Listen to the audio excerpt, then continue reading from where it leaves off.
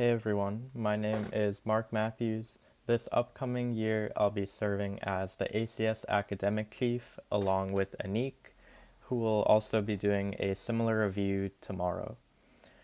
So today I'll be covering about the first half of the exam. I'll be doing nomenclature, some facts, and the reaction section. And then for the remainder of the video, Kevin will be covering the mechanism, the synthesis, and the spectroscopy problem, in addition to some multiple choice questions from the ACS Organic Chemistry Study Guide. And that'll cover some more facts questions. So let's get started with nomenclature. So firstly, we want to look for what functional groups are present in this molecule. And we have to see which one is the highest priority. So we look here and we see we have an alkene.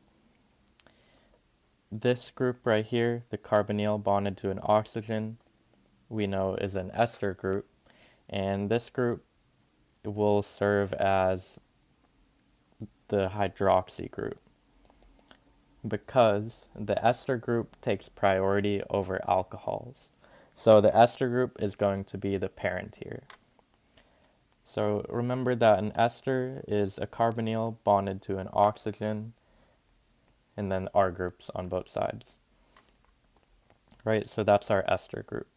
And we know ester groups have priority over alcohols. So the ester is going to get the parent here because this is one of our carboxylic acid derivatives, right? So knowing that, we have to think, how do we name esters?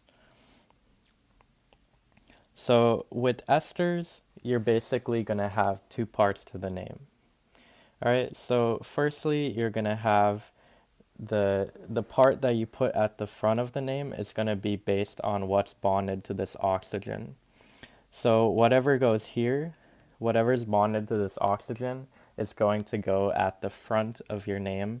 And then this other part, which has the carbonyl, is like the last part of the name, right? So that's like our parent part of the name. So if we look at that molecule, let's start, let me erase this. Let's start by naming this ester part. So this oxygen, whatever is connected to it, that's going to be carbon 1, carbon 2, 3, and 4. So when we name this, we have to realize we have an alkene here, right? We have an alkene right here. So we indicate that is on carbon 3. And then from there, we need to name this based on how long it is. So this is a butyl group. There's 4 carbons. So it's going to get but, and then this is an alkene, so it's going to get an en. And then when we name the ester, it's going to end with the YL because it acts as like the substituent for the ester. So the first part of your name will be 3-butynyl. All right. And now we think, how do we name the last part of the name? So I'll do this in a different color. So when we're naming the second part of the name, we start numbering at the carbonyl carbon. 1, 2, 3, 4, 5, 6, 7. So we notice on carbon 4, we have this OH group. And remember, the parent is the ester, right? So this OH group is going to be a hydroxy. All right, so that's our only substituent here on this carbonyl part. So from here, let's look at stereochemistry. So with stereochemistry here, we want to remember with stereochem, it's always the first point of difference, right? So this is our chiral carbon, right? It's attached to 4 different groups. And from here, we examine the atom directly attached to it, right? So oxygen, hydrogen, and this carbon and carbon. right? So remember R and S with assigning the priority here is going to depend on the atomic mass on the periodic table. All right, so oxygen here is the biggest atom, so that is going to get priority number 1. Hydrogen is going to get number 4, that's the smallest element. And then here we added carbon and carbon, right? So we're going to have to break the tie. So the way I like to do this, the way that's the most simple, is to see what's attached to each atom going one by one. So if we look at this carbon is attached to 2 hydrogens and a carbon. All right, and let's do that for this atom too. This atom is attached to 2 hydrogens and this carbon. All right, so we're tied. We got to break the tie. So we're going to go on to this carbon. And you move 1 to that one. So once again, this is attached to 2 hydrogens and a carbon. And the same thing right here, 2 hydrogens and a carbon. So we got to go one more time, and hopefully this will break our tie. So this last carbon is attached to 3 hydrogens, right? It's on the end, so it's like a methyl. And this one, finally, we've broken our tie. This one is actually attached to an oxygen. And remember, when we have a double bond to something, we count it for like twice. So this is a double bond oxygen. So like when we're thinking about breaking a tie, technically it's like attached to 3 oxygens, right? So remember, when a double bond, like for example, say we have like this, and we're doing like the stereochem for this carbon. This carbon, it should have a hydrogen. This carbon is connected to a hydrogen, and since this is an alkene, it's connected to a carbon and a carbon. So just keep that in mind, that when you have a double bond to something with stereochem, you count it like twice when you're doing stereochem. But here we're not dealing with alkenes, and we already broke the tie because we're connected to an oxygen here. So with all that said, we know that this is carbon, this is the second priority, the right side, and then this is the third priority. All right, so doing R and S, remember we go from 1 to 2, and then just follow the arrow. That's going clockwise, right? So since this is going clockwise like that, this is our stereochem. But we always want to check, is the number 4 priority on a wedge or a dash? In this case, it's just on a dash. So that's our goal, right? We need the number 4 priority on a dash. So here you don't have to flip stereochem. But if the hydrogen were on a wedge, this would flip to S, right? So just keep that in mind. So we know this is R. We know this is a hydroxy substituent. So from here, with esters, like I said, there's 2 parts in the name. The first one is going to be the substituent connected to the oxygen. But the second part, there's no dash in between the first and second part. So you'll simply write R. Technically, you don't have to indicate the stereochem, like the point at which this R is occurring. You can write 4R or just R. It wouldn't matter here because we only have 1 chiral carbon. But I'll just write it for specificity. So 4R, and then we write our 1 substituent we have, hydroxy, and we know this is a 7 carbon chain.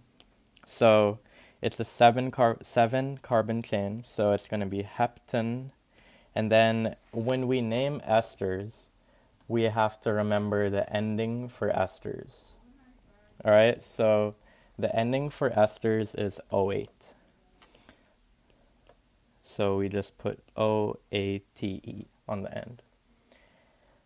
And that's our name. Remember, there's no dash in between these for esters. So we first name the oxygen group, and then we name our carbonyl part of the ester.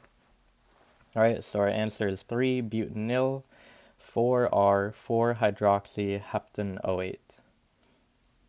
Okay, so that was a ester problem.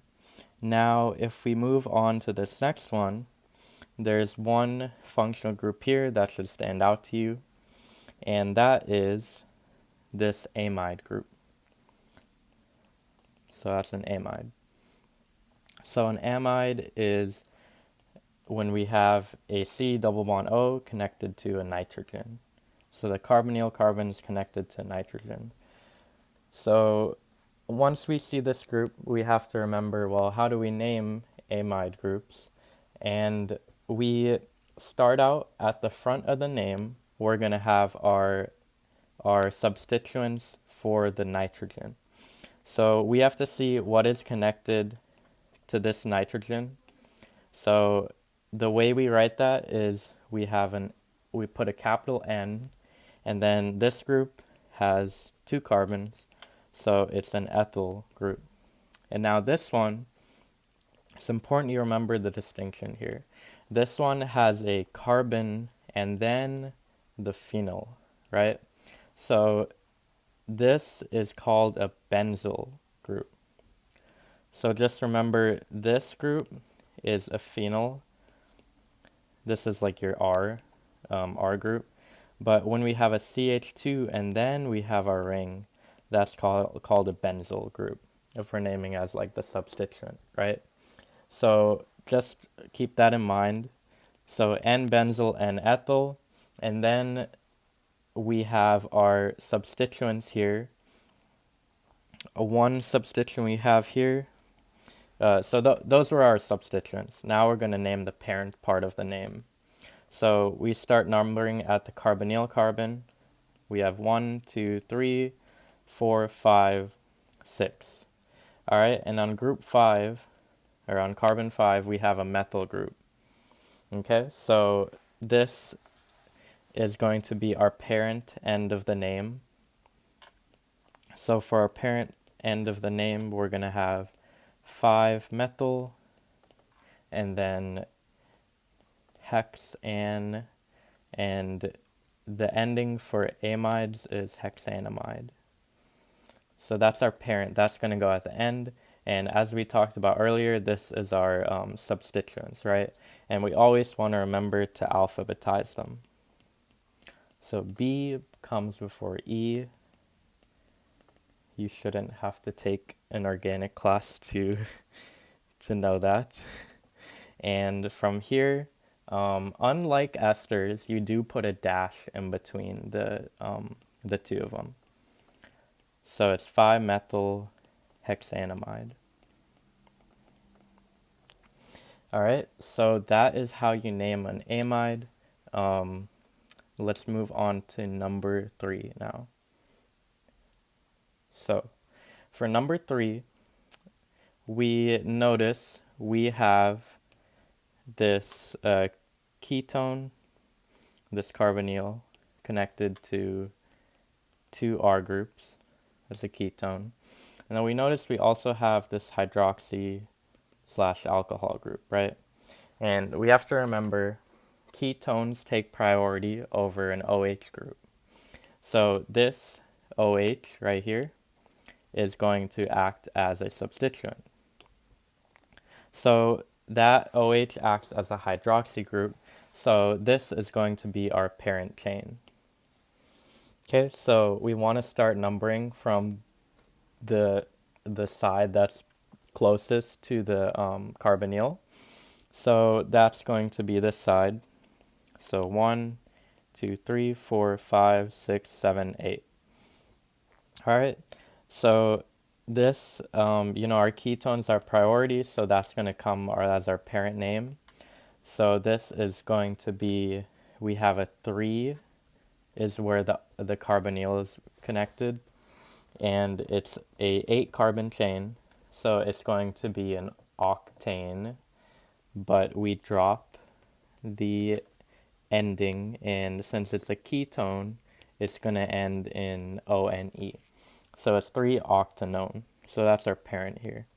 Now we have this substituent here, and naturally we might think this is like a phenol, right? So we might say, oh, this is just 6-phenol, just tack that on the front and I'm good, right?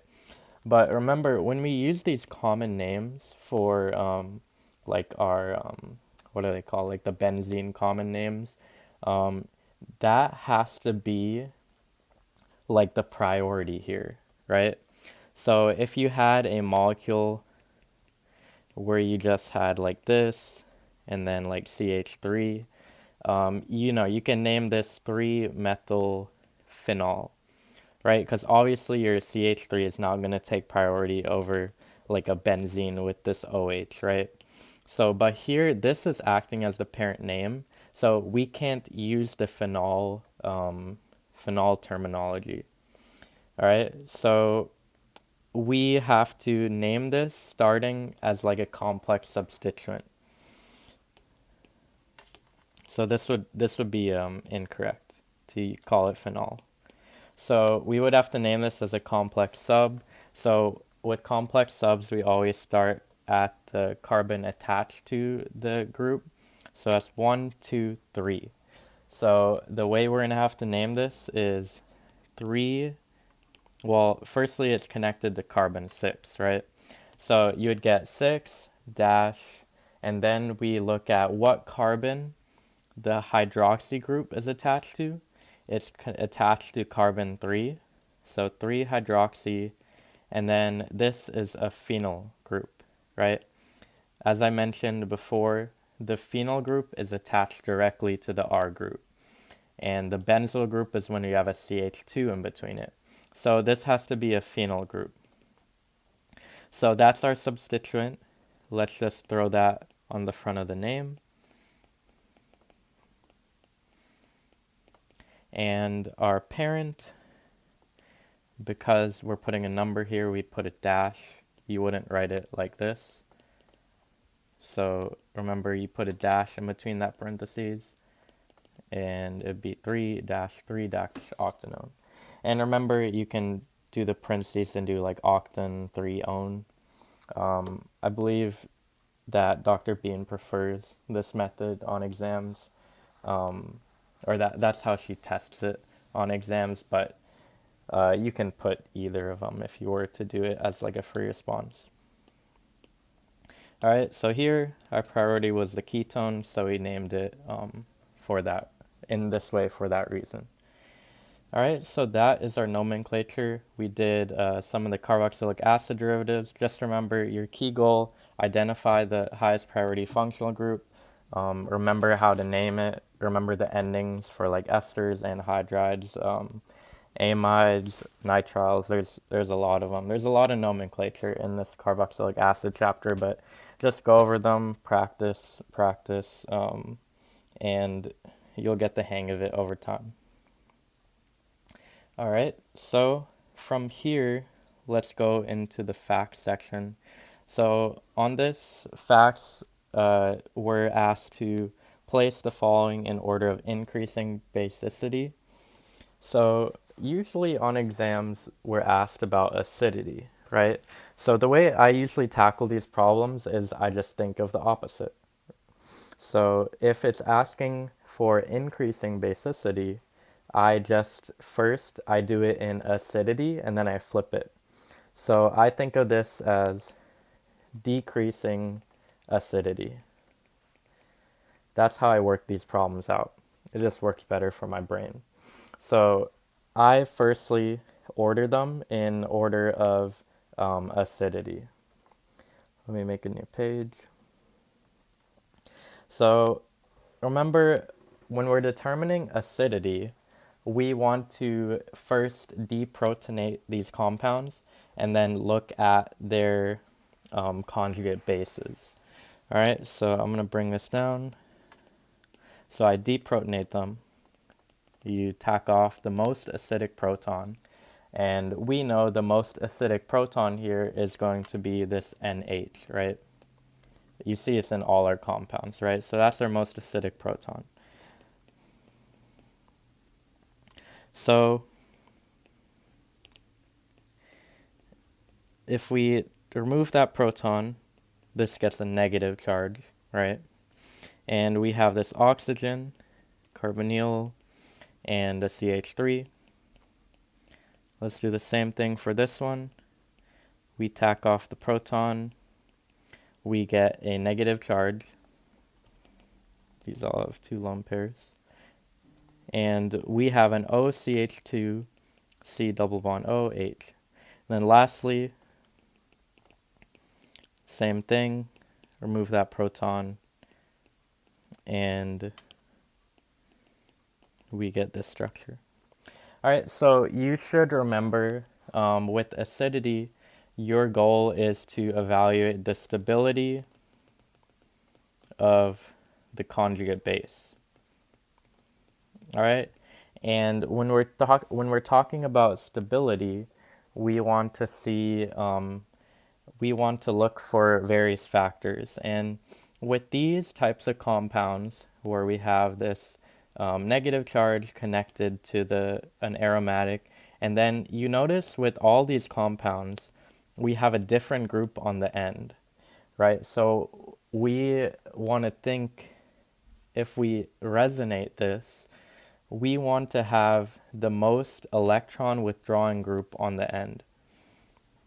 So stability of the conjugate base, what we want to look for is the most electron withdrawing group. Because this negative charge, if you think about this negative charge makes the atom like unstable, right? So if we have a good electron withdrawing group on the end, it's going to, so an electron withdrawing group is, I'll abbreviate as EWG, and EWG is going to withdraw the electron density from the negative charge to stabilize that base. All right, that's the way I think through these. So when you're looking at the acidity, look how stable these conjugate bases are. So let's look at all these groups. What should stand out to you is on this third molecule right here. This is a clear electron withdrawing group, right? When we have a carbonyl attached to the ring, that carbonyl has a partially positive charge. So that positive charge on this carbonyl is going to be withdrawing electron density from that nitrogen, and it's going to be stabilizing that. And the way they do that is through resonance, right? If we resonate that here, and that here, and that here, and then boom, right there, right? That's going to withdraw that electron density. So we really like that. We like to see when we have electron withdrawing groups that can help stabilize that. So I'll just label it as EWG. We'll come back to that and evaluate how, like, what number is it, 1, 2, or 3. Now for this other 2 molecules, it's a little tricky because we have this oxygen here and we have an oxygen here. And if you'll remember from like the chapter on benzene rings, we have like our orthopara, our meta directors and stuff like that.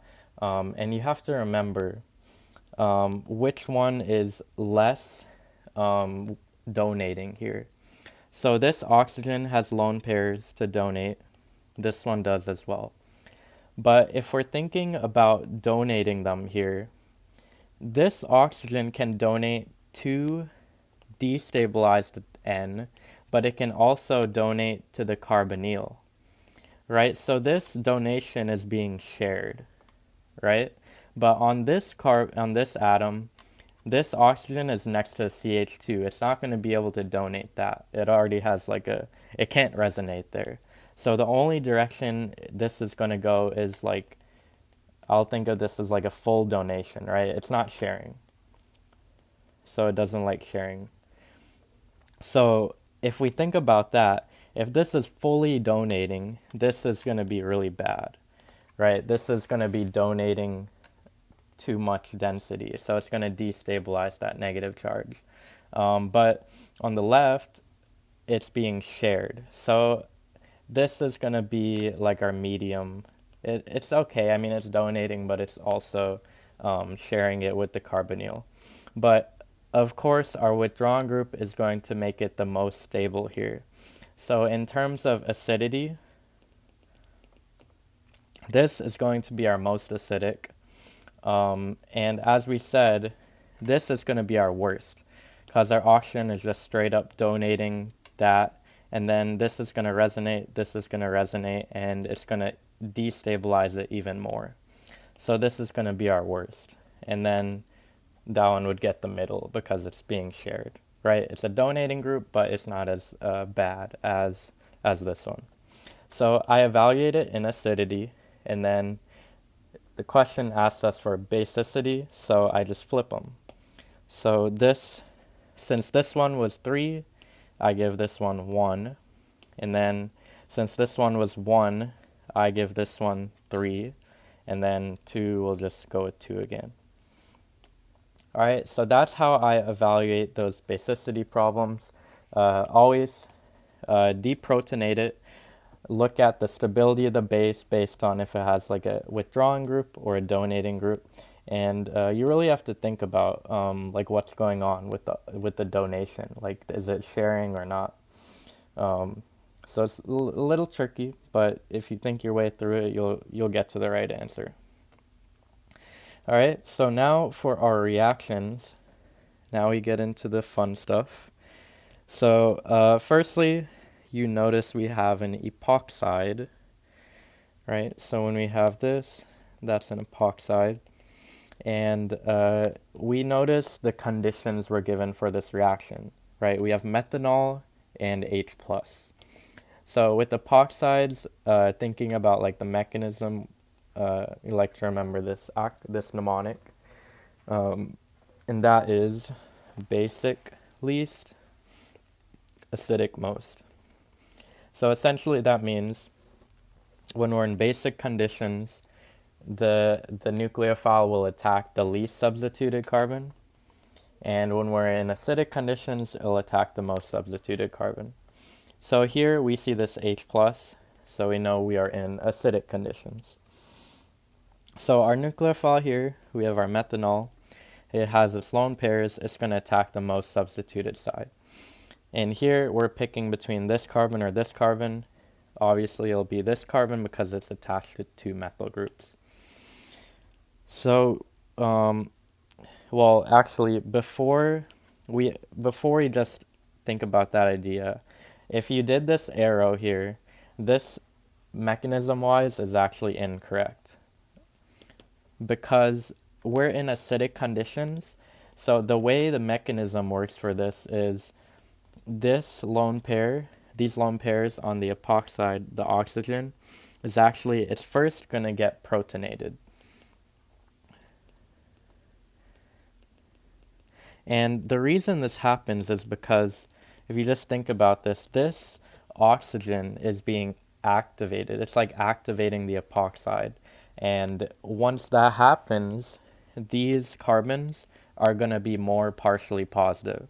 So they're going to be more susceptible to an attack, right? So from here, your methanol is going to come in and attack that. And this epoxide is going to swing open. All right, so this is going to swing open, and it's going to go back to neutral charge because we had a lone pair here that was, or this bond here becomes a lone pair on the oxygen. And so that this carbon goes with this carbon. And now this carbon is going to be this carbon. We're attached to a CH3, a CH3, and we are also attached to this OCH3. But note, when this attacked, it still has this proton on it. So that gets a positive charge. And then from here, methanol just attacks that, deprotonates it. So we get an OH.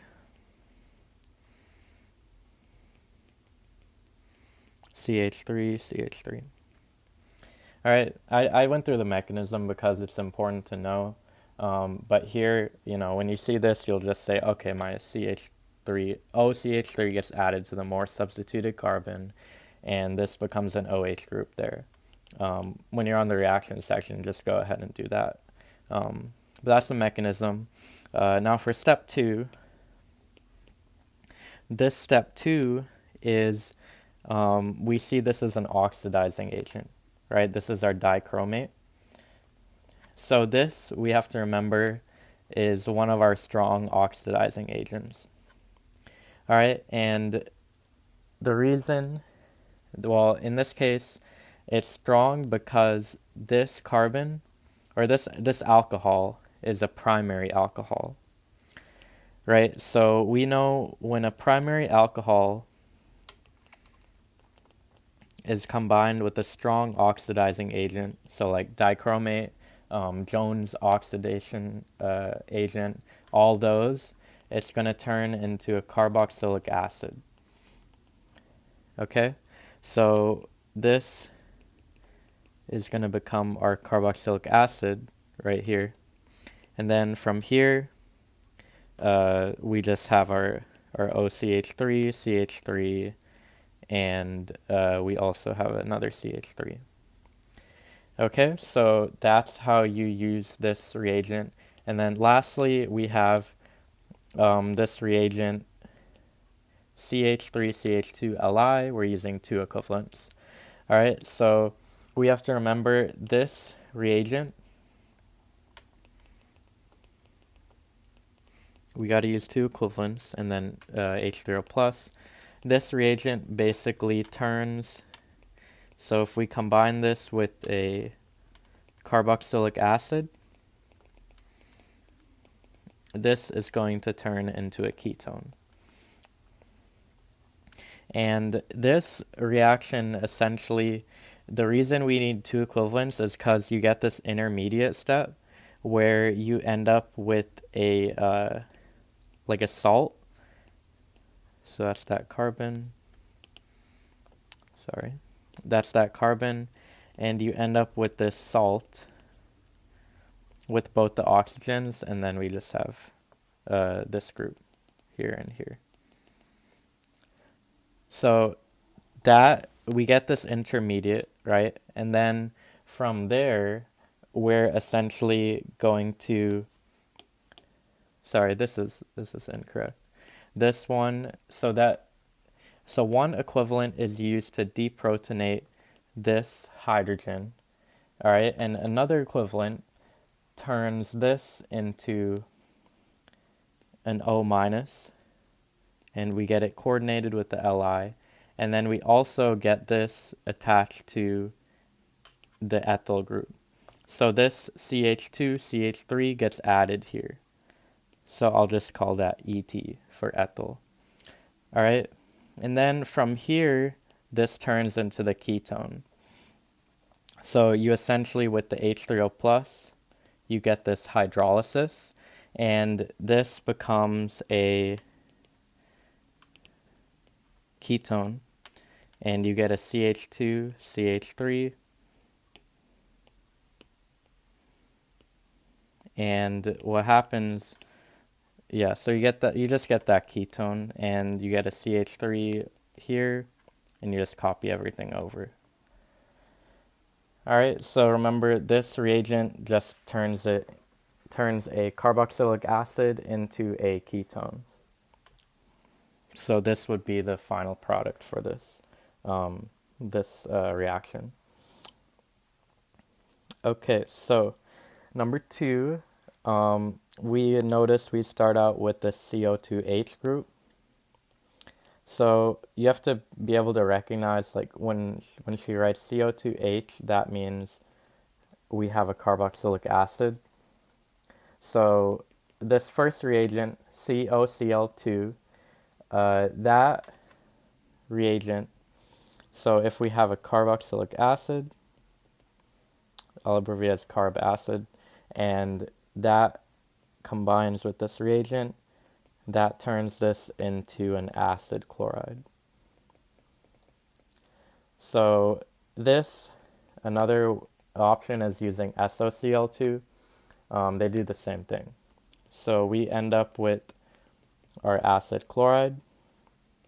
I'll write this as COH. So once we have this acid chloride, we look at the second reagent. We notice this is the Gilman reagent. So our Gilman reagent, essentially we have, for our Gilman reagent, we turn an acid chloride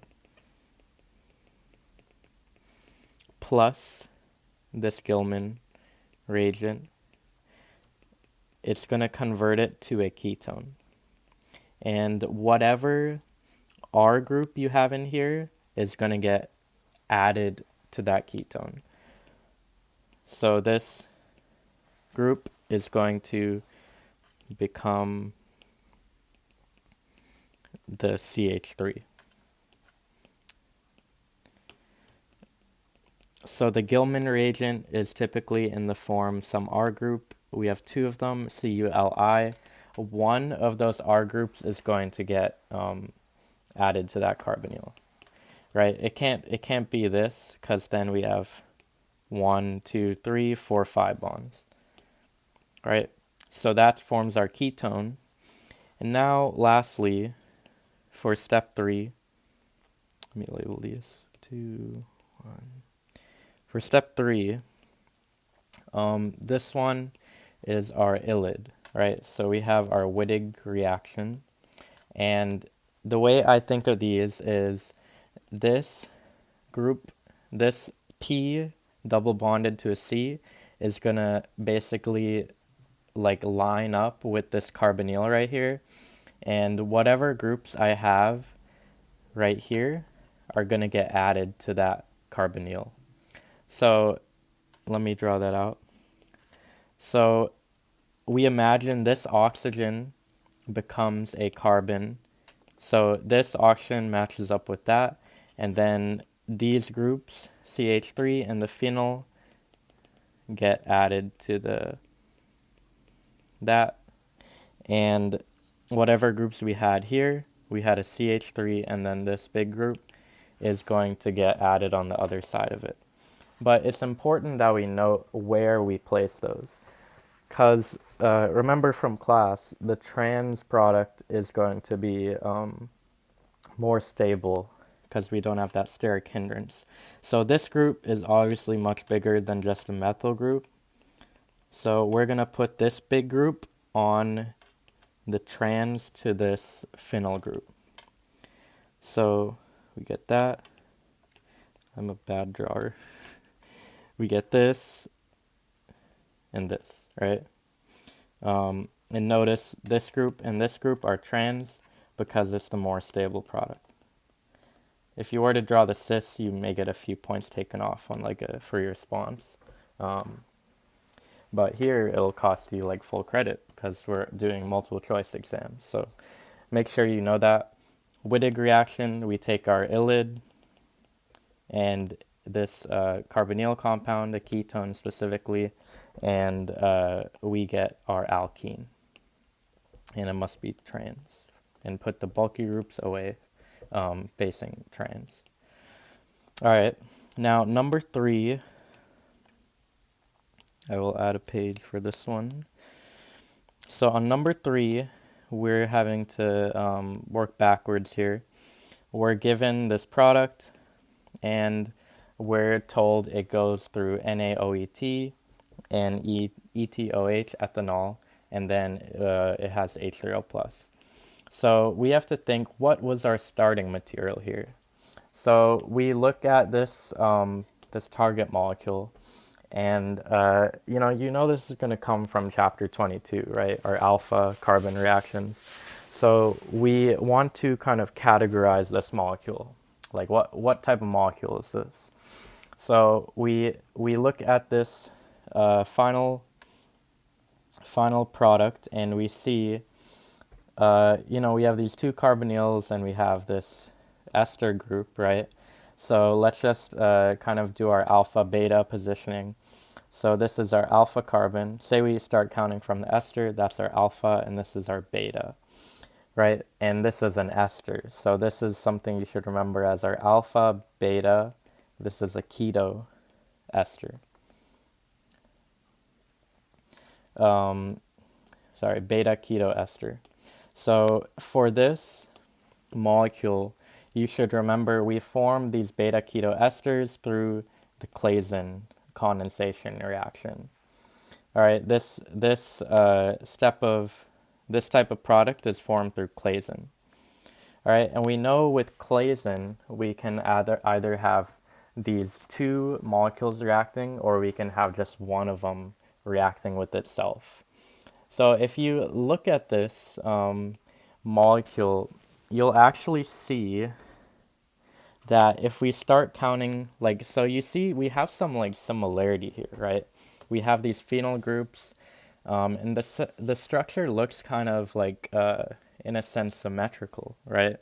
We have this carbon here would go with this carbon, and then from here, this carbon, if we're following, like say we follow this path this way and this way, right? To see like maybe where we can cut this. That carbon matches with this carbon, and then you notice this carbon matches with this carbon, right? And this group was our ester, but on this molecule, we're missing our ester, right? We're missing our OCH2CH3, right? So that's kind of where we want to cleave this molecule, between the alpha and beta positions.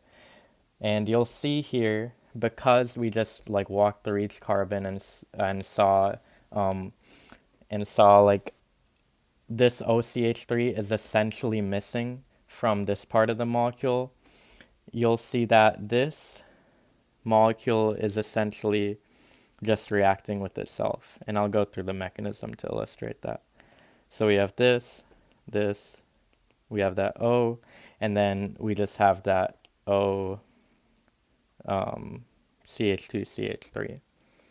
So essentially this molecule reacted with itself and it produced this. And just showing like how do we get that? Well, if we have this molecule and it's reacting with itself, so we have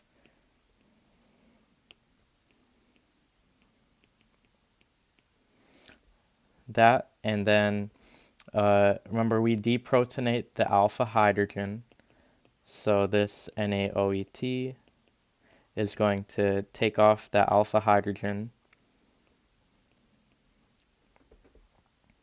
and we end up with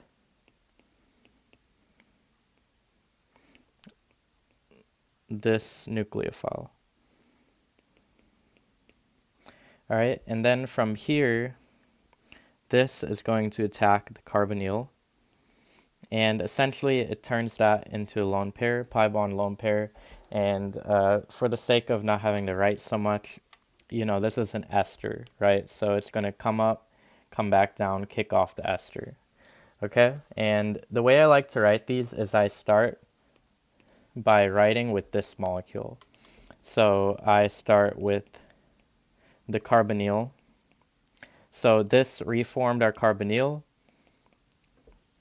and from here, this ester left, and what got attached to this carbonyl was this carbon, right? So this carbon got attached to the carbonyl. So this carbon here is the same as that one.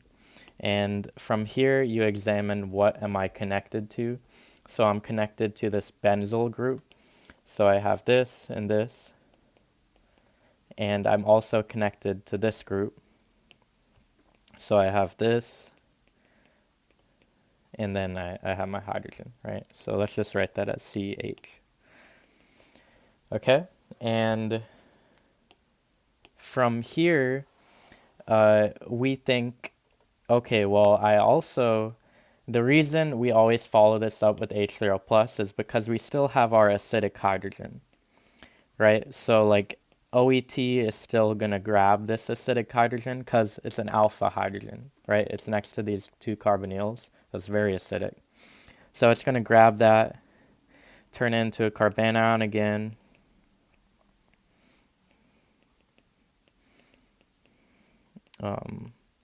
And we just put it in H3O plus and we get this final product.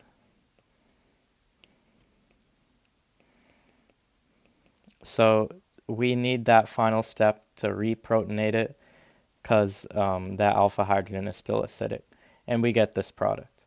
And as I showed earlier, so if we look at this product and compare it, we notice we got the right product, right? Because, let me bring this down. So if you see here, we had our phenyl group, that, and then this carbon corresponds to this carbon, and then we have our carbonyl, O, CH2, CH3, and our benzyl group, right? So just review the mechanism for this Claisen condensation. With practice, you'll easily see, okay, I have a beta ketoester, right? I have a beta with a ketone and it's an ester, and I cleave it between the alpha beta, and whatever I have here, I just tack on this O that was over here and form that ester. So essentially, like, this was just like two of these molecules reacting with each other, but that's how you do that Claisen condensation reaction. So that was number 3. Now we have a couple more. So for number 4, whenever you see this reaction, this is commonly tested on exams. This is the Stork synthesis. So essentially, you form, this is like right from our notes, you form the enamine, you add some RY group, and then you use H3O plus, right? So you hydrolyze it. So you see here, this is a secondary amine because it's connected to two R groups, and we know that a ketone, this is our ketone, plus a secondary amine is going to form our enamine, right? So in step 1, we know the structure of an enamine. Basically, this carbonyl turns into a single bond bonded to the nitrogen, and we get our two groups there. Sorry, I don't know why this came out. This should say a 2. Must have gotten copied poorly. And this becomes an enamine, right? So we have to think, do we put the double bond here or do we put the double bond here? All right, and we know if it's an enamine, remember we like tetra substituted alkenes, better than tri, better than di, better than mono. All right, so if we think about where to put our double bond here, we can put it here or here. If we put it here, it would be connected to two groups, so that would be di substituted. But if we put it here, then we would be connected to 1, 2, 3 groups, so that would be tri. So for that reason, we put our double bond on that right here, those carbons. All right, so now that we have our enamine, this is a Stork synthesis. So what happens in the Stork synthesis is you're going to have one lone pair on this nitrogen. It's going to come down. It's going to increase the nucleophilicity of this double bond, and it's going to attack this alkyl halide, kick off the bromine, and what you end up with is this C double bond N It's still connected to its two groups, so it gets a plus charge. And from here, we added it right here, right? That was like our alpha carbon from earlier. So we connect it at this position. So we're going to count that. So this is one carbon, two carbons, and then a cyclohexyl group. So if I do that here, I get one carbon, two carbons, cyclohexyl group. All right, so let's make sure counting carbons is challenging. 1, 2, 1, 2, and then cyclohexyl. Okay, so we're good. All right, and lastly, we do H3O plus. So final step, Stork synthesis. Basically, this goes back to your carbonyl. That's all this H3O plus step does. So this goes back to our carbonyl, our ketone. We hydrolyze that, and we just end up with our final product. All right, so notice the Stork synthesis allows us to place a group, an RY group on an alpha carbon. We first form the enamine, then we add this group, and then we hydrolyze it to turn it back to the carbonyl. So this is very commonly tested on the exam, so make sure you go over the Stork synthesis and how that works. All right, so last reaction. So for this first part, we have Br2 and acetic acid. Now, there's a lot of ways that she can test this. She can write this as simply acetic acid. There are also forms in which she can write it. She can write it as the structural formula. Like the molecular formula. So that would be like CH3CO2H, or you can like straight up be given the structure of it.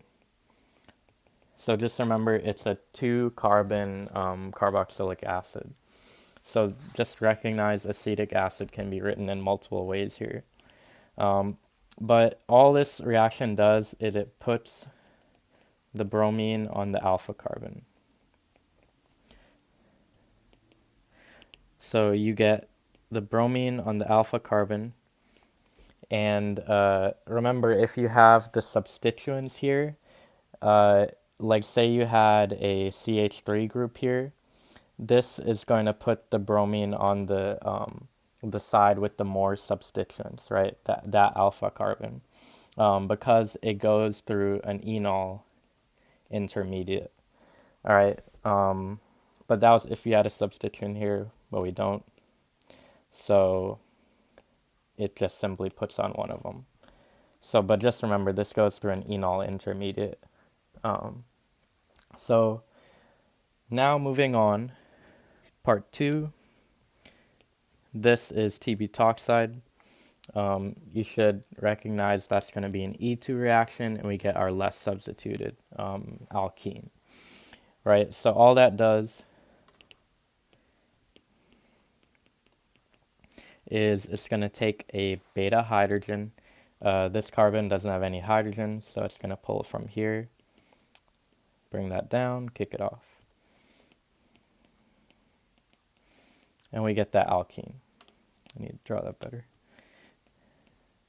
All right, and remember it's less substituted, so keep in mind forming the less substituted alkene. Now for step 3, we see we have this compound. You should recognize that this is a diene, right? It has this carbon, it has alkenes that are conjugated. There's 2 alkenes, and you notice they're conjugated, right? Because you have double bond, single bond, double bond. So this is a conjugated diene, and we're heating it up. Remember, at Diels-Alder, we heat it up. So we have a conjugated diene, and this one is going to act as our dienophile. So let's think about with our Diels-Alder reaction, what is going to be like the requirements for it? We have to remember our conjugated diene has to be in the S-cis conformation. So it's kind of hard to see given the way it's written here, but this is actually the S-trans. Bring that down. This is actually the S-trans. All right, so firstly, let's try to make this vertical. Now, this is going to be challenging to explain given I can only share my screen with this, and I can't like move my hands to show it. So I'm going to try to do my best explaining how you would rotate this diene to make it S-cis. Or how to make it vertical, first of all, and then how to make it from trans to cis. So firstly, if we just think about rotating this to be vertical, you kind of have to firstly realize, okay, if I start, so I'm just gonna kind of cheat here with notability and show you how this would rotate. So you firstly want to imagine it goes like this, or you want it to be like at this angle. All right, and obviously on the exam you cannot use your iPad and use this feature, but you just gotta practice them and see like how to rotate them in your head. So the way I would think of it here is if I need, remember our conjugated dienes, we want it in this form, right? This is our desired form, the S-cis. So I want to start out by making this bond look like this bond. And then from there, I'll see like what angles do I put.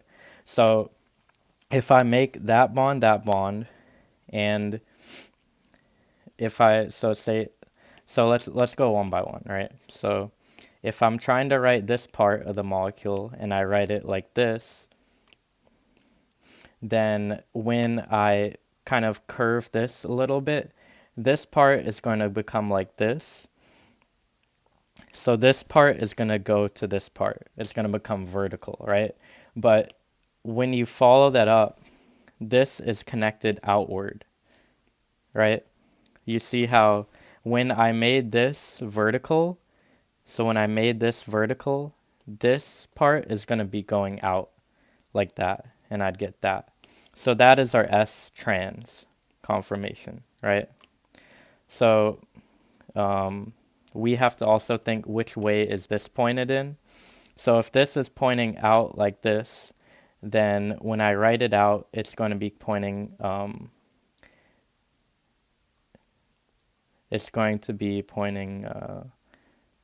sorry, this is kind of confusing. This is going to be pointing out like this.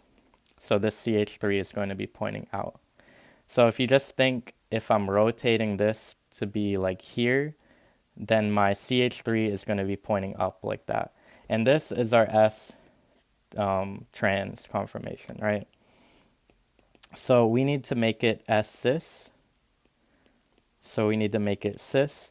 So here, now it's a little easier to explain. This is just going to swing over here. So you're just basically going to bring this over here.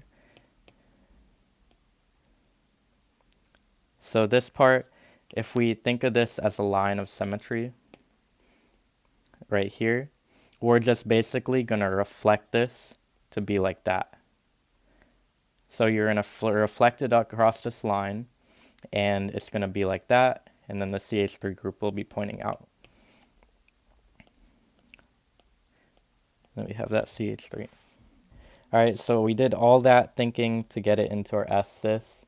Hopefully on the exam it wouldn't be written in this way and more like in the vertical form, so that you don't have to do this step, because it's pretty challenging to see.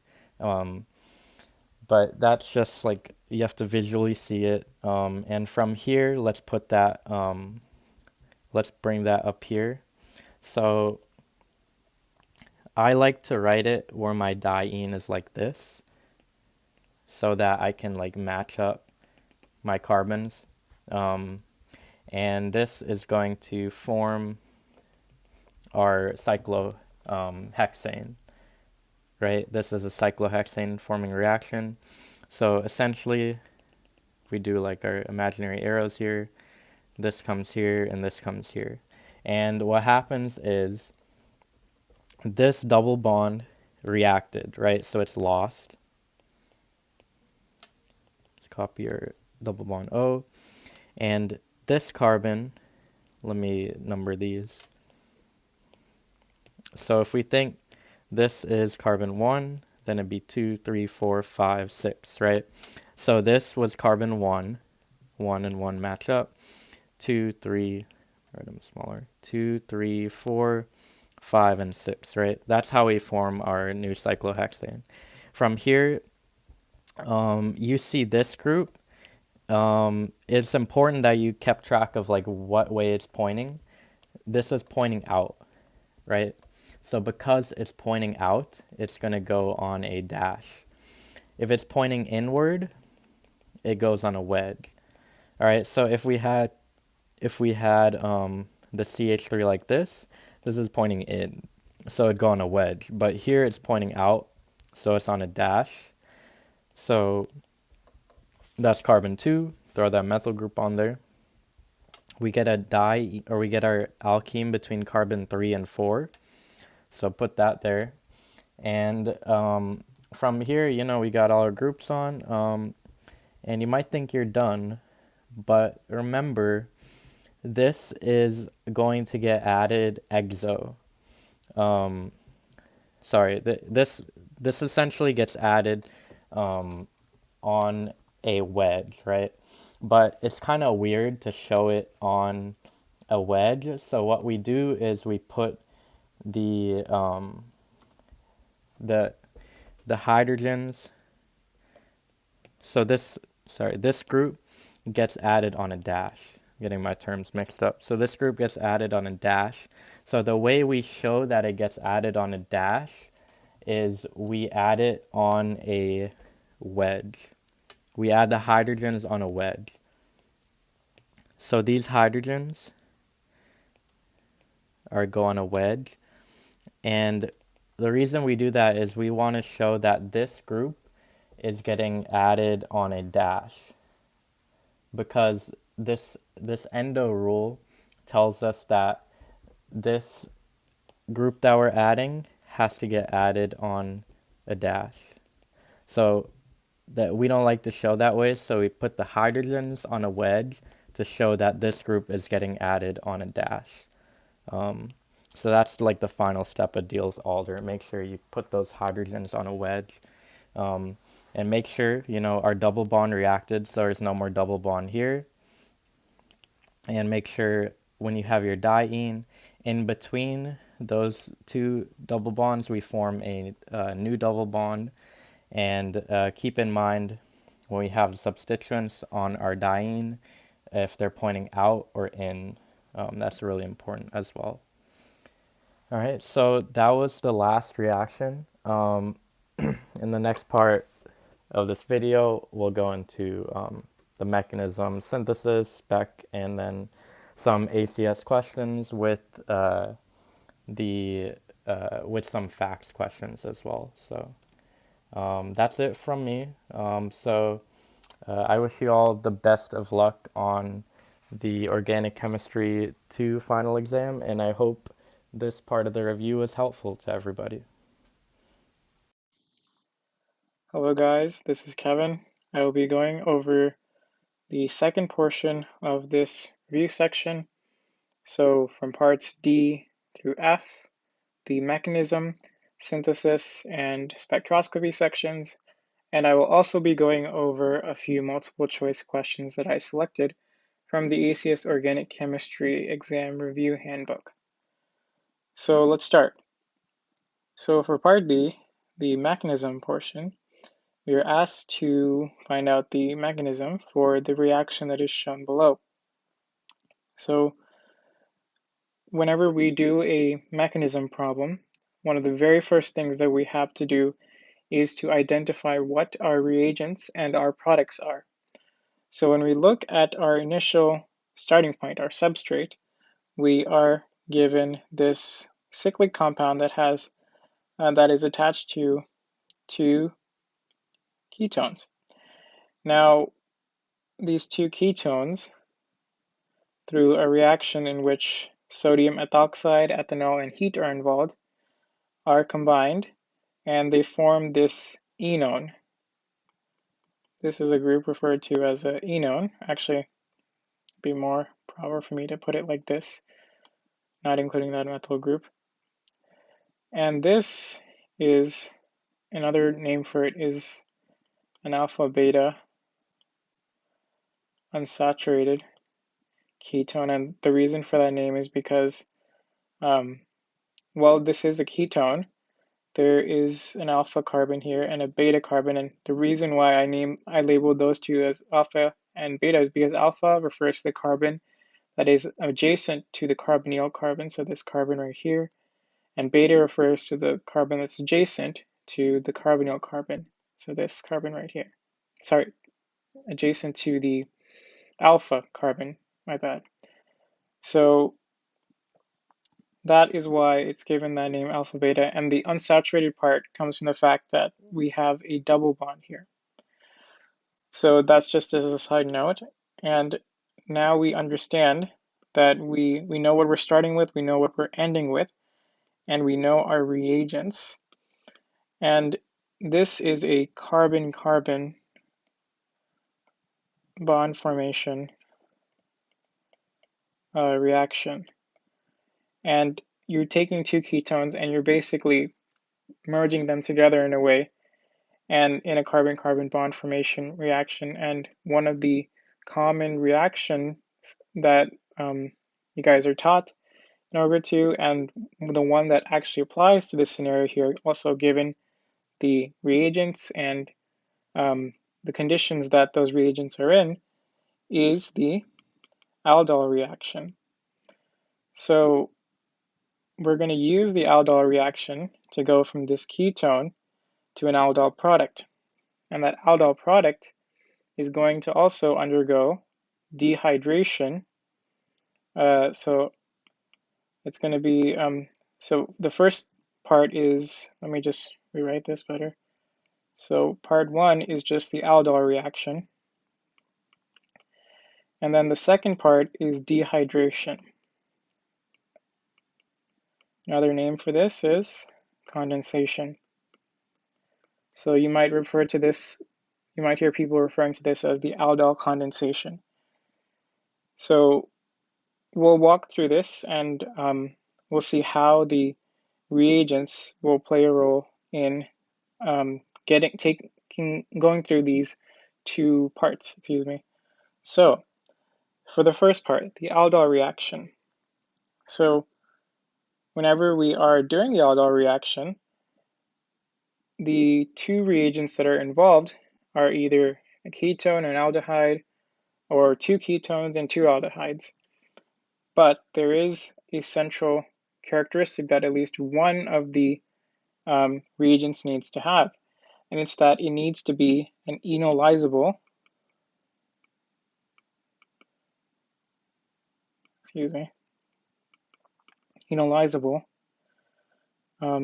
ketone or aldehyde.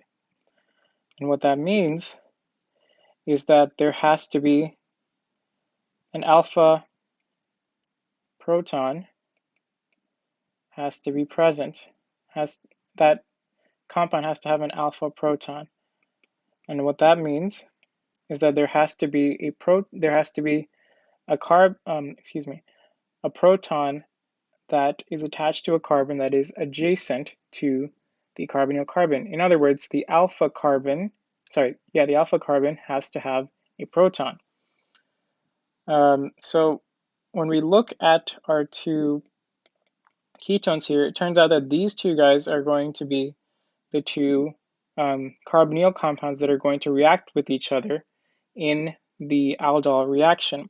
And this is actually an intramolecular reaction, right? Because it's not occurring among different molecules. It's all in the same molecule, but two different groups are reacting with each other in the presence of the other reagents.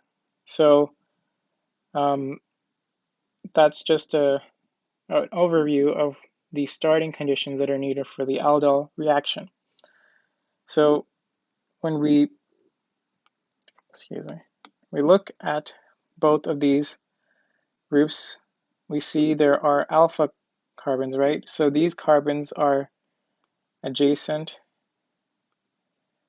to the carbonyl carbon, and there is a hydrogen on both of them, right? So actually it turns out that both of these are enolizable, but we only need to convert one of them into a enolate, or an enolate ion. So what we can do is we need a strong base in order to deprotonate this proton and form a enol. Let's just choose this one, right? Let's make a enolate ion from this ketone. So in order to actually form an enolate ion, we need to deprotonate this hydrogen right here. So what that's going to involve is a strong base. And when we look at our reagents, the strong base that we can use is this sodium ethoxide. And this sodium is going to be a spectator ion, but the main active species is going to be the ethoxide ion in solution. So this ethoxide ion will see this proton, and it will do a nucleophilic attack on that proton, and it will cause the electrons to move to the carbon, to this carbon right here, and what we get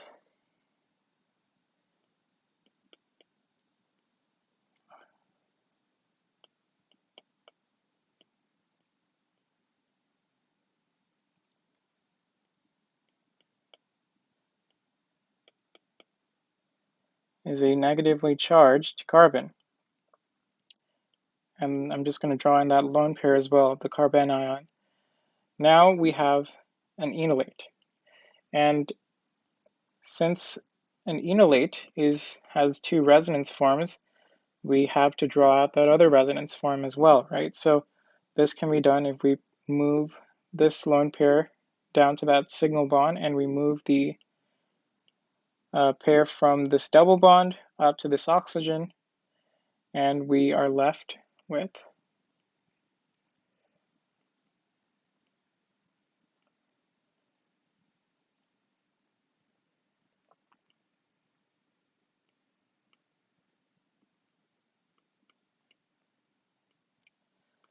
this other resonance form.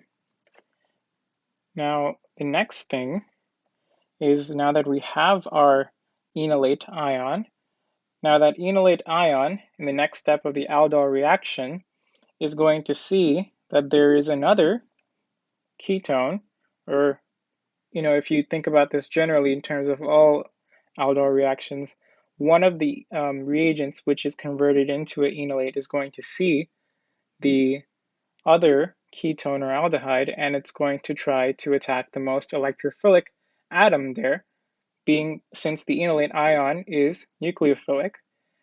And in this case, it turns out that that most electrophilic atom is the carbon here, the carbonyl carbon. So what's going to happen, I'm just going to draw this in another color so it doesn't confuse anyone, is that this lone pair is going to, is going to attack this carbonyl carbon, and that is going to cause the electrons on this CO double bond to move up to this oxygen, and what we are left with is no longer two separate groups, but a new ring. So let me draw that out.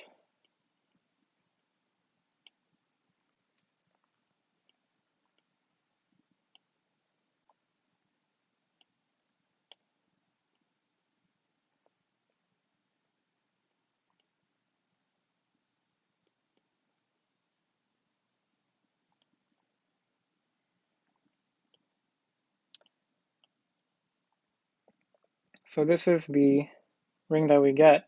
Now the very last step of the aldol reaction, right? So the first two steps again were we formed the enolate, right? And then that enolate reacted with the other carbonyl compound, which is in this case the neighboring ketone. And now the last step is that we want this negative charge on this oxygen to be gone. So what happens is that there is a protonation that occurs. So in order to do a protonation, we need a protic species. It turns out that ethanol will do because it is a polar protic species. So this oxygen sees the hydrogen on the ethanol and it donates a pair of electrons to that hydrogen, and that causes the formation of the ethoxide, the ethoxide ion. And with that, we have officially protonated the compound. So now we have made the aldol product. But that isn't what we see up here, right? That's not what we see up here. We only see one oxygen, which means that it does confirm our suspicion, our earlier claim that there is also a condensation. To perform this condensation, we have to know how the electrons are going to move and how this elimination is going to occur. So for reasons that I will explain in just a bit, for this aldol condensation, we are going to actually go by the route of a 1,4 elimination. So what that means is that when we actually react this with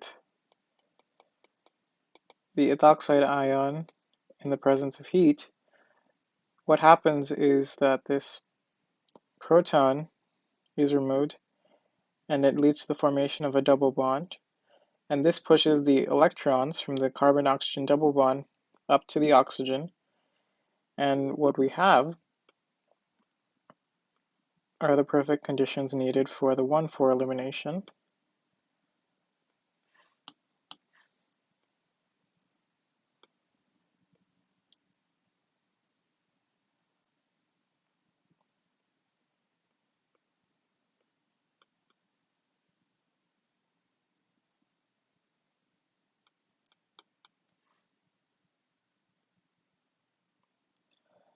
And so in this next step, all that will happen is that there will be a downward movement, there will be a movement of electrons. And that double bond will move as well in response to the new carbon-oxygen bond that's formed. And lastly, this will cause the OH group to be removed. And this leaves us with our final product as the answer. So I know that earlier I had talked about how there's a 1,4 elimination being done. And sometimes you'll see that in the aldol condensation, you'll see there's also a possibility for just a direct elimination. And in this case, such a elimination would be along the lines of a direct elimination would occur like this. So let me just draw it out.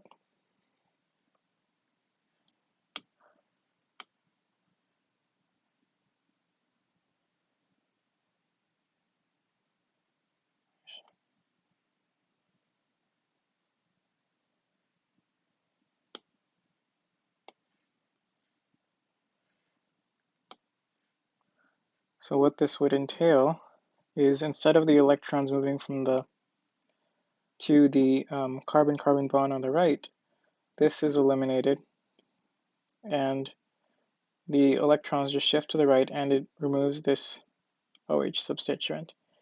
And you would end up with the same final product as you would see in this question. But the reason why this does not work is that for this elimination to occur, it would actually be there would be considerable ring strain on this given ring, and it would make it energetically very unfavorable to actually cause this reaction to occur in this specific route. To do it by the means of a 1,4 elimination are much more energetically favorable because you're not running into issues such as ring strain. So that's just a note that I wanted to add. And with that, we have solved this problem. So just to clear, this path does not work. And with that, we will be moving on to part E. So now we are in part E, the synthesis portion of the review. And so let's dive right in. So we see this very substituted molecule. There are many different groups to it, and we are asked to synthesize this molecule from the following reagents. We're asked to consider benzene, aniline, cyclohexane, any alcohols of, let's just be careful, 3 carbons or less, any inorganic reagents, any oxidizing or reducing agents, and any peroxides. So, as is the case for any mechanism problem, the first thing we want to do is we want to understand the final product that we are working with, because we're going to do retrosynthesis to get down to whatever starting materials we have. So when we look at this compound, we see there are many different groups that we can tease out. So we see here this ketone, this cyclic ketone. We see an ester, very large ester, but also within it we see there is a phenyl group that is attached to a fluorine atom and ketone, and then the ester portion of that, the overall group. And the question is, how are we going to reduce it down to these components? So let's look at the starting materials, right? So let's look at the easiest ones first, which are the rings. So we see right here that there's this cyclic ketone, and it is possible we can go back to a cyclohexane. We can consider that possibility. And this overall large ester, it can be broken down, and maybe it can eventually be broken down into a benzene or a aniline, right? Because there's that phenyl group right here. And alongside that, we might get some alcohols. And so these are the different possibilities that we have, right? So look what I did here. I looked at the overall molecule, I looked at each of the individual components, and I tried to think, well, what are the possibilities for how we can go back?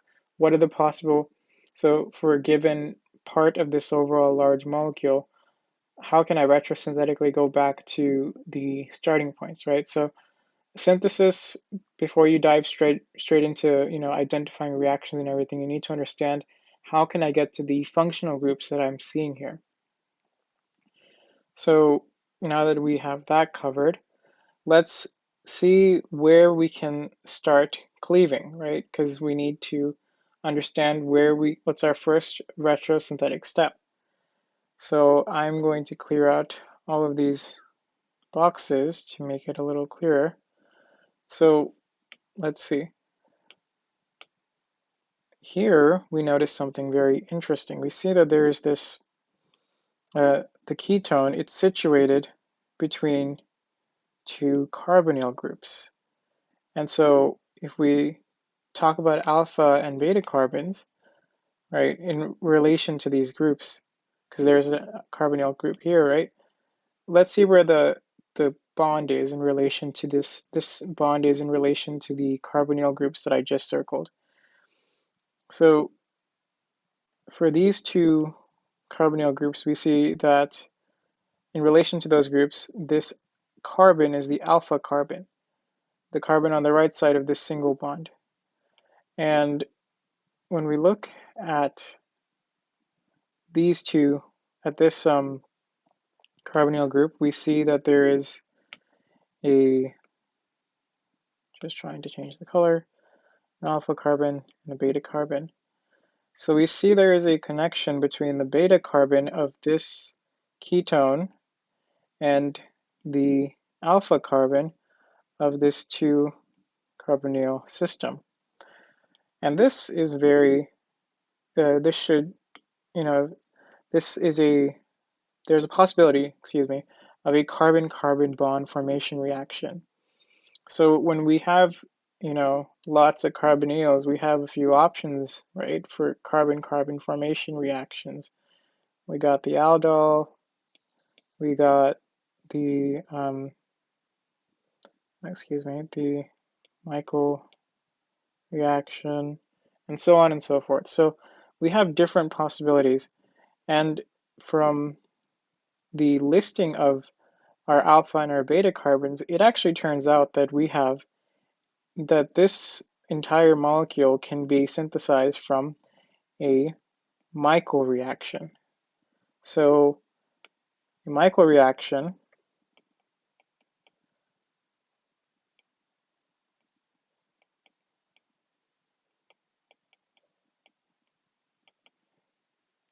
just as a short overview.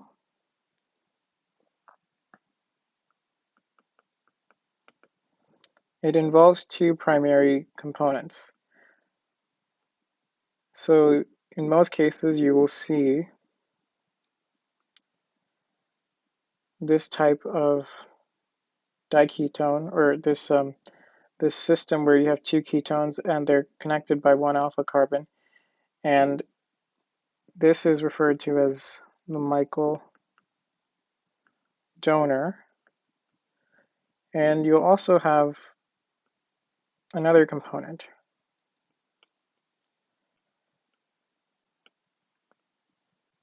This is referred to as the Michael acceptor. So in the presence of a base, one of the protons on this alpha carbon are going to go, and it's going to form a enolate ion. That enolate ion is going to cause this alpha carbon to form a bond with this beta carbon. And it's a carbon-carbon formation reaction, as you can see. So from our previous discussion, this exactly matches our case, right? We have this alpha carbon here forming a bond with this beta carbon in a carbon-carbon formation reaction. So that means that if we go back one step retrosynthetically, we see that two possible products if we use the Michael reaction, right? So before that, let me just show where I'm cleaving it at, just to be extra clear, right, at that carbon-carbon double bond. We get the following. So in this place, right, we have a, let me just write it out completely first before I discuss it.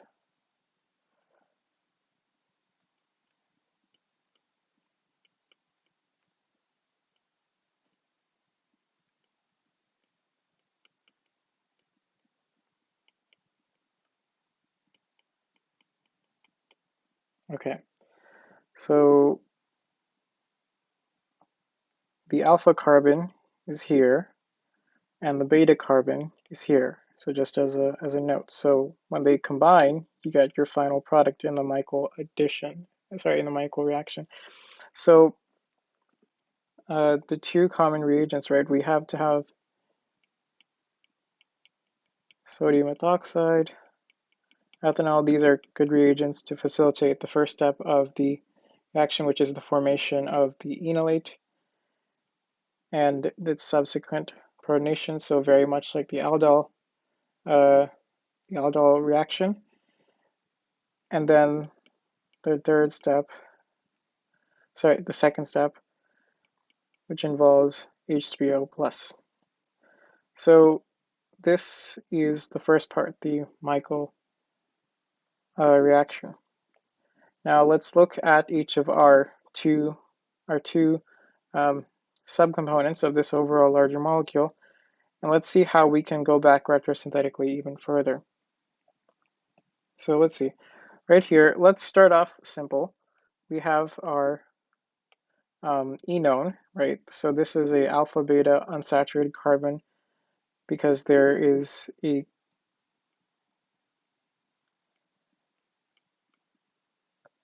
I meant to say alpha beta unsaturated ketone. And we want to go back retrosynthetically to the point that we have actually a cyclohexane molecule, because from our options, right, we have benzene, aniline, cyclohexane. Those are 3 cyclic options.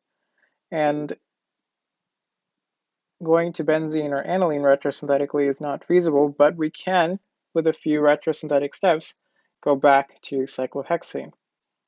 So let's work on that first. So let's think about how we can synthesize alpha beta unsaturated ketones, or enones, in other words. So it turns out that we can use a alpha substituted ketone to do the job. So in a simple elimination reaction, this bromine can be removed. And in order to remove this alpha bromine, a substituent that is commonly used is pyridine, or another strong base in general. Now that we have the alpha substituted bromine, bromoketone, so now we have to go back even one further, right? Because we still haven't reached our intended goal of the cyclohexane molecule, although we are getting close. So now let's first remove our bromine. So now let's think about bromination reactions. Typically, right, our options when it came to bromination were NBS and light, or bromine and light. But when it comes to the alpha bromination of ketones, there is an alternative. We can use bromine and acetic acid, or basically an acidic solution, because the acid will allow for there to be, it prevents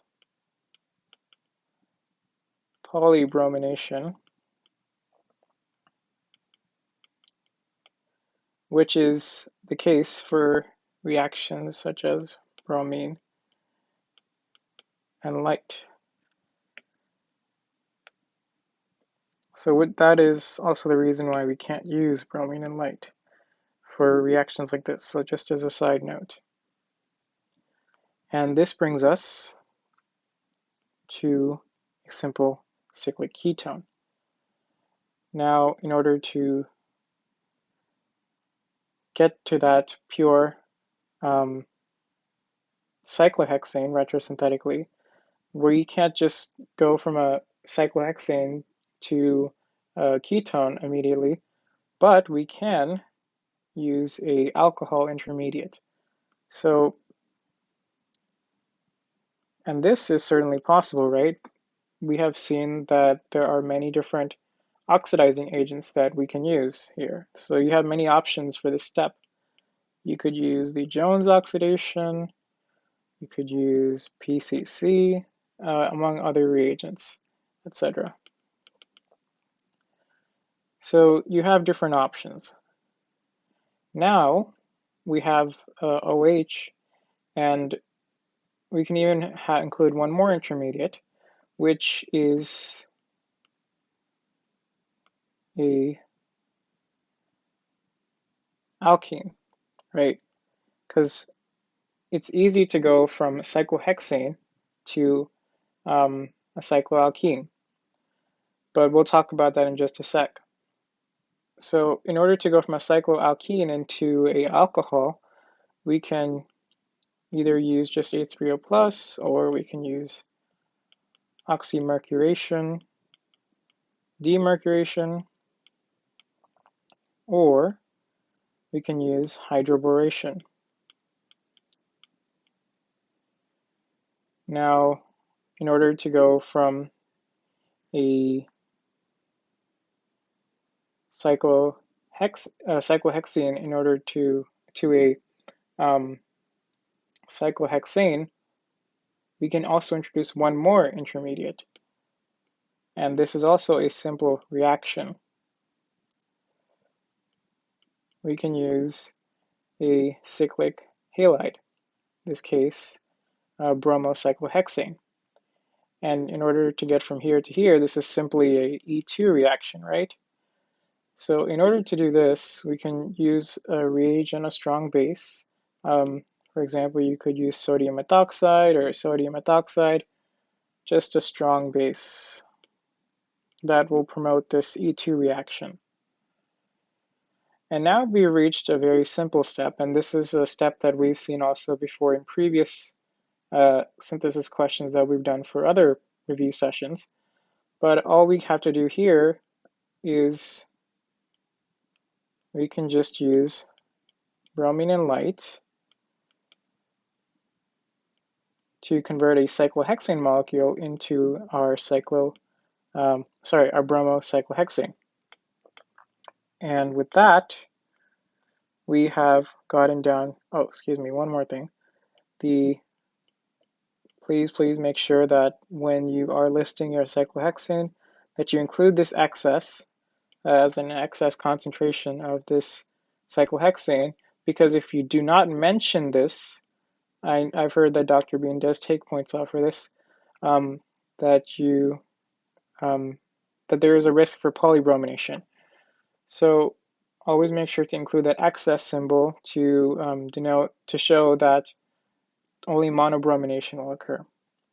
So with that, we have gotten back to one of our intended starting points, which is a cyclohexane. So we got that covered. And now our next task is to break down this large group. And when we look at it, we see that it is actually a beta keto ester. And just as a reminder, what this means is that, let's look at the name, right? Ester. So which part of this molecule is the ester? It's this part right here. This is what gives the overall molecule that definition of an ester. But also, in relation to this ester, there is a ketone right here. So, and it's in the beta carbon. So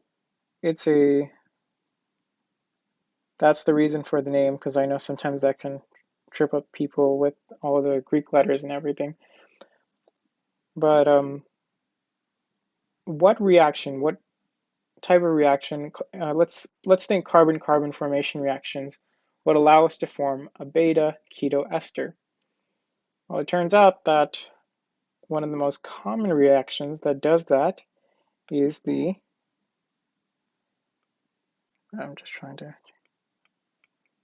Claisen reaction, right? So this is the product of a Claisen reaction, and it is also a cross Claisen reaction, because we see that our molecule is not symmetric here, right?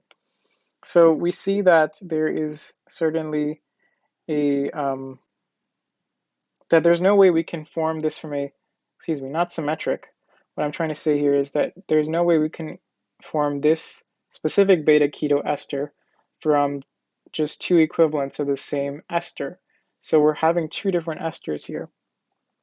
And now the question is, where can we split? Which carbon-carbon bond can we split in order to go back one step retrosynthetically in the Claisen reaction, the cross Claisen reaction? So an important note to make here is that in a cross Claisen reaction, you want to be very careful. So note, one reagent must be non-enolizable. So otherwise, you're going to get a lot of different reagents. A lot of different final products, because there's going to be lots of different possible combinations. Because one of the steps that are involved in the Claisen rearrangement is the formation of the enolate ion. And if you're able to form the enolate ion in both of the two initial esters that will react in a carbon-carbon formation reaction, if both of them are enolizable, then you're going to get a huge different, like a very large mess of final products. And what we're trying to do in the synthesis is we're trying to produce the most yield of our intended desired final product, which is this guy. So we want to make sure that where we cleave this molecule, in order to split this into two separate initial reagents, we want to do it so that one of them is non-enolizable. So one of them should not have a alpha proton. And it turns out that if we make this split precisely at this carbon-carbon bond, then it allows us to do that. So let me write out how that would play out. So let me just clear this out. This is an important note though.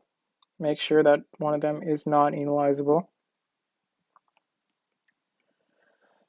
And so the first, okay, actually no, before I write out the reagents, the other reagents that are involved in the Claisen reaction, I should probably write out how the split compounds will look like.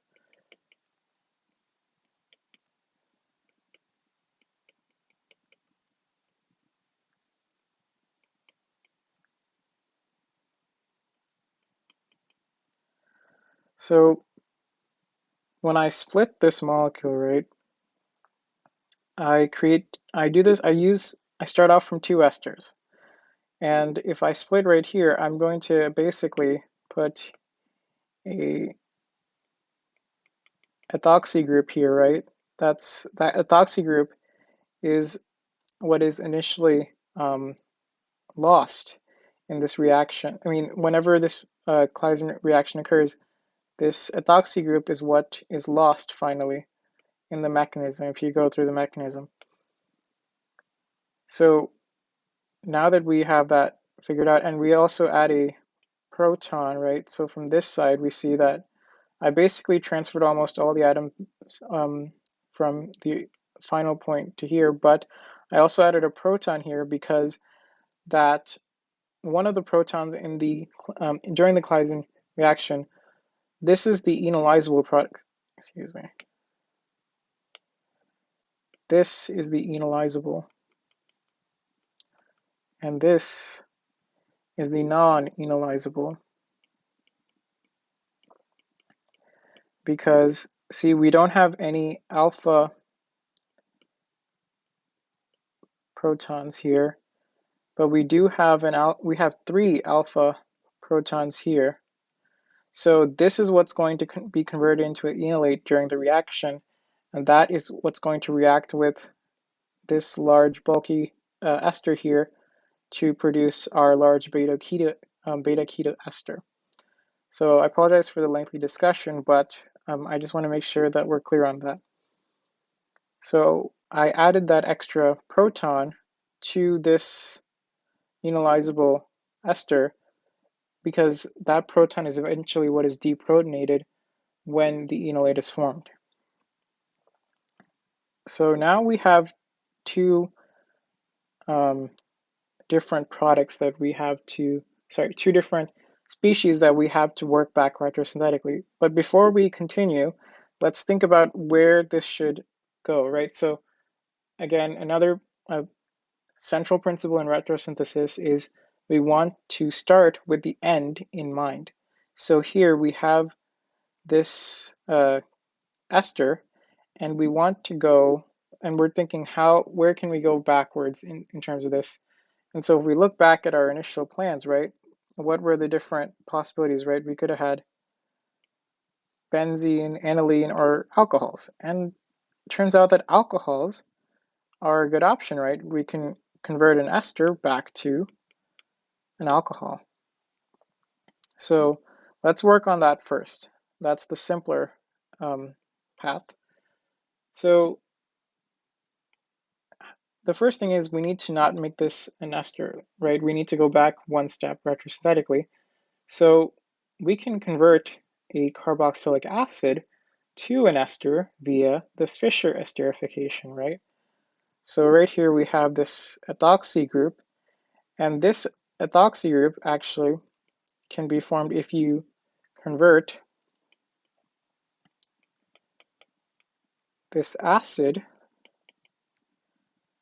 if you react this acid right here, with ethanol in acidic conditions. This is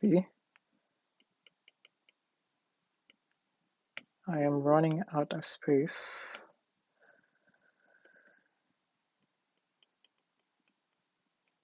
Fischer esterification.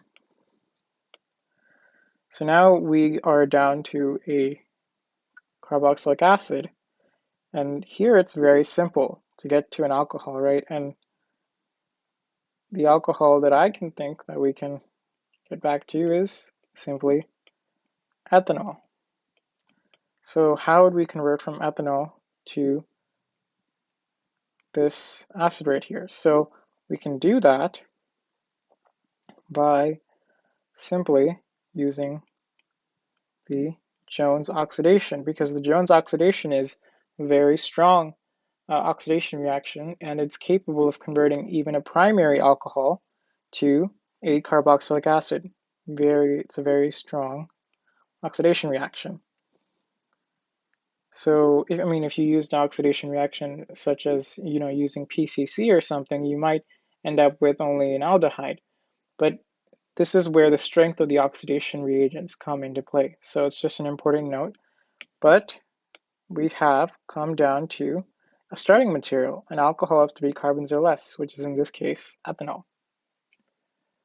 So now our last step is to retrosynthetically bring this guy back to a starting material.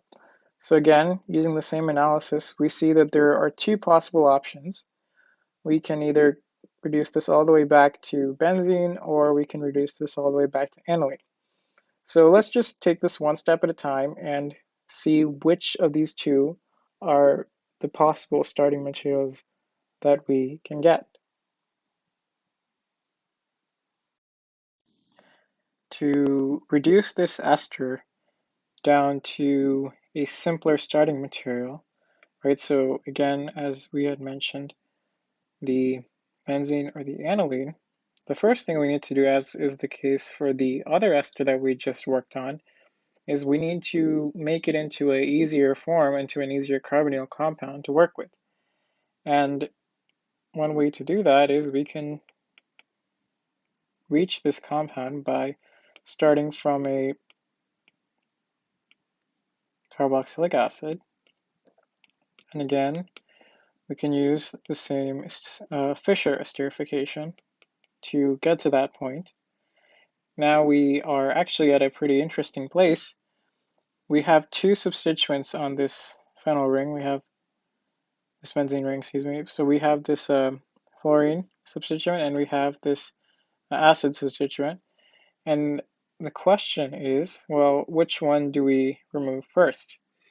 And this ties back to our discussion in the previous review session of orthopara directors. So let's ask ourselves, because this will affect the ordering in which these substituents are placed in a molecule, right? So if we start with fluorine and then we add the acid substituent, that will affect the positioning of where that acid substituent is placed, and vice versa. So let's try to understand which type of directors each of these guys are. So it turns out that for the acid substituent, this is a deactivating group. And it's one of the deactivating groups that is also a meta-director. And when we look at this fluorine is, it's a halogen, and although halogens are deactivating groups, they are orthopara directors. They're the only exception to the rule of, of the general rule of thumb that activating groups are orthopara directors and deactivating groups are meta-directors. This is the one of the most important exceptions that you have to remember. So if we look at it, if we think about it, all right, if we started off with the acid substituent, since this is a meta-director, if we place the fluorine after the meta-director, it would have actually not been, these two would not have been ortho with respect to each other, right? So this fluorine might have been here or here. It could have been in either of these positions, but since the fluorine is an ortho pair director, that means that this guy was already attached to the molecule, to the ring, before the acid substituent. So what this means for us is that we will have to retrosynthetically first remove the acid substituent. But there is a problem. We can't just remove it as it is. We would have to first convert it to an aldehyde.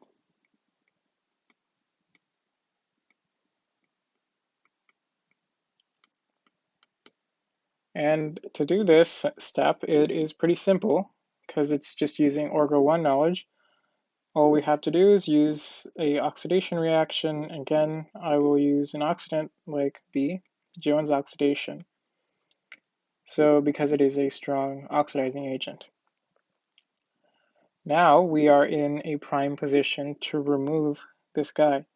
So what this will involve is, let me first just draw out the ring without the intended substituent, and the reaction that actually will allow us to go from just this ring to the aldehyde substituent is the Gattermann-Koch reaction. So let me write out the reagents. We will first be using HCl with a CO, and along with that, put aluminum trichloride and using a copper chloride catalyst. So this is the Gattermann-Koch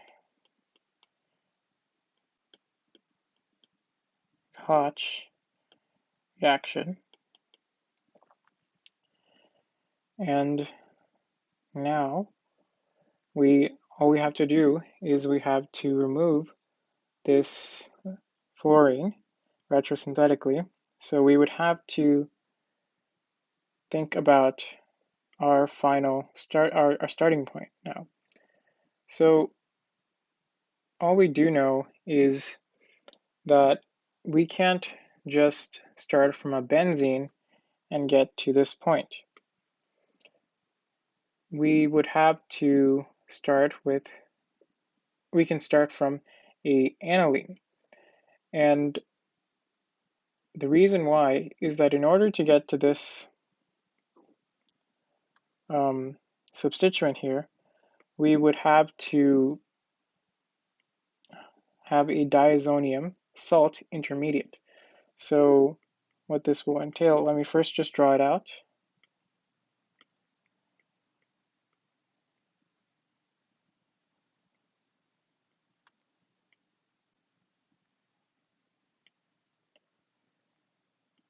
I clarify what I had mentioned earlier. It is possible to start from a benzene substituent here, but a benzene starting material here, but I'll talk more about that in just a second. So we have this diazonium salt, and maybe I'll draw it out to make it a little clearer.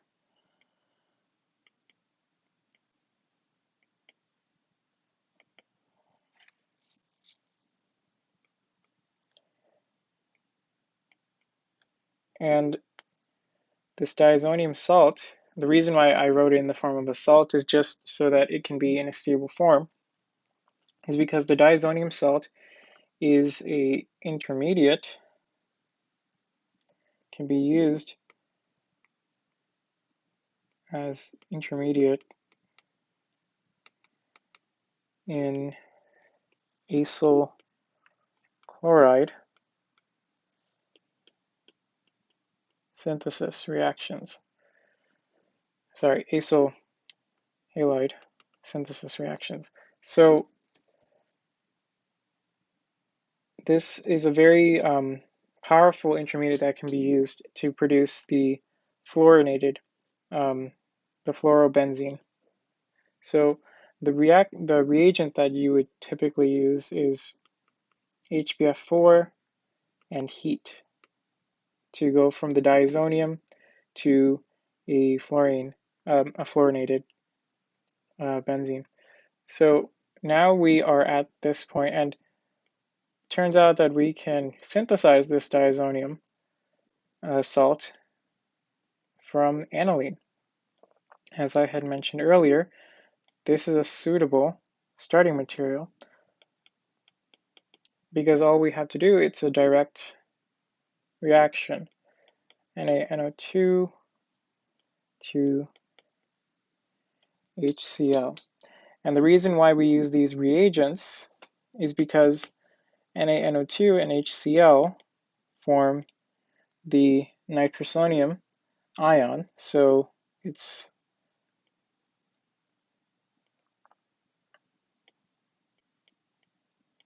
basically this molecule right here.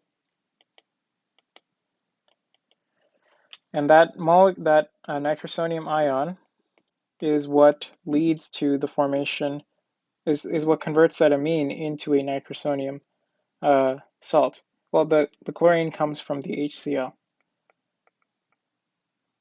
And to make it clear, what I had mentioned earlier, you can go back all the way to benzene from here. It is possible.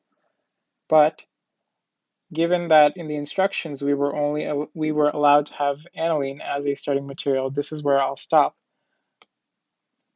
Especially in a test condition, because you don't want to do more than you have to. You want to be efficient with your time. So with that, we have gotten to all the desired starting materials. And this was a very long, detailed synthesis, but this shows you, this is also a good problem because it allows us to work through the different types of carbon-carbon formation reactions, and it brings a lot of different types of reactions that we've seen throughout the semester. So with that, we have finished this problem. So now we have reached the final part of the exam, the spectroscopy section, and we are given a compound with the molecular formula C7H14O2, and we're given their respective IR, proton NMR, and proton decoupled carbon-13 NMR. So 3 different sets of spectroscopic information. They were asked to identify this compound and draw its structure. So, as is always the case with these types of problems, the first thing that you should always do is to identify the degrees of unsaturation. So the formula for this, actually I'll probably do it up here so I can save some space. Degrees of unsaturation is equal to 2 times the number of carbons plus 2 plus the number of nitrogens minus the number of halogens, which will be denoted by the variable x, and minus the number of hydrogens all over 2.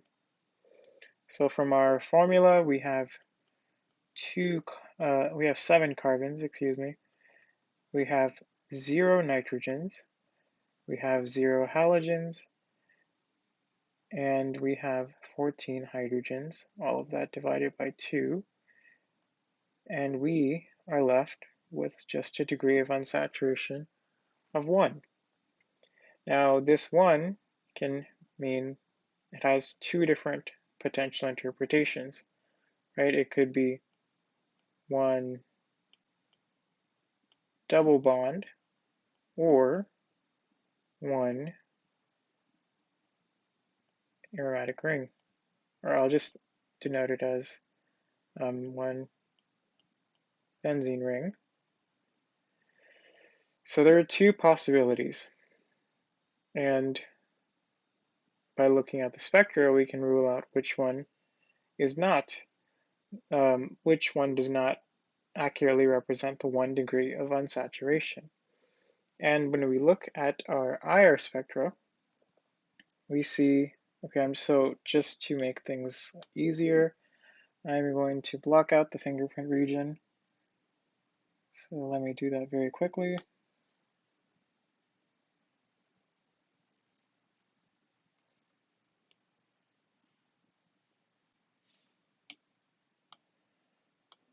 And we have 2 peaks, one here, 2 sets of peaks, one here, and a few coupled peaks right before 3000. So let's first talk about the one at around 1700.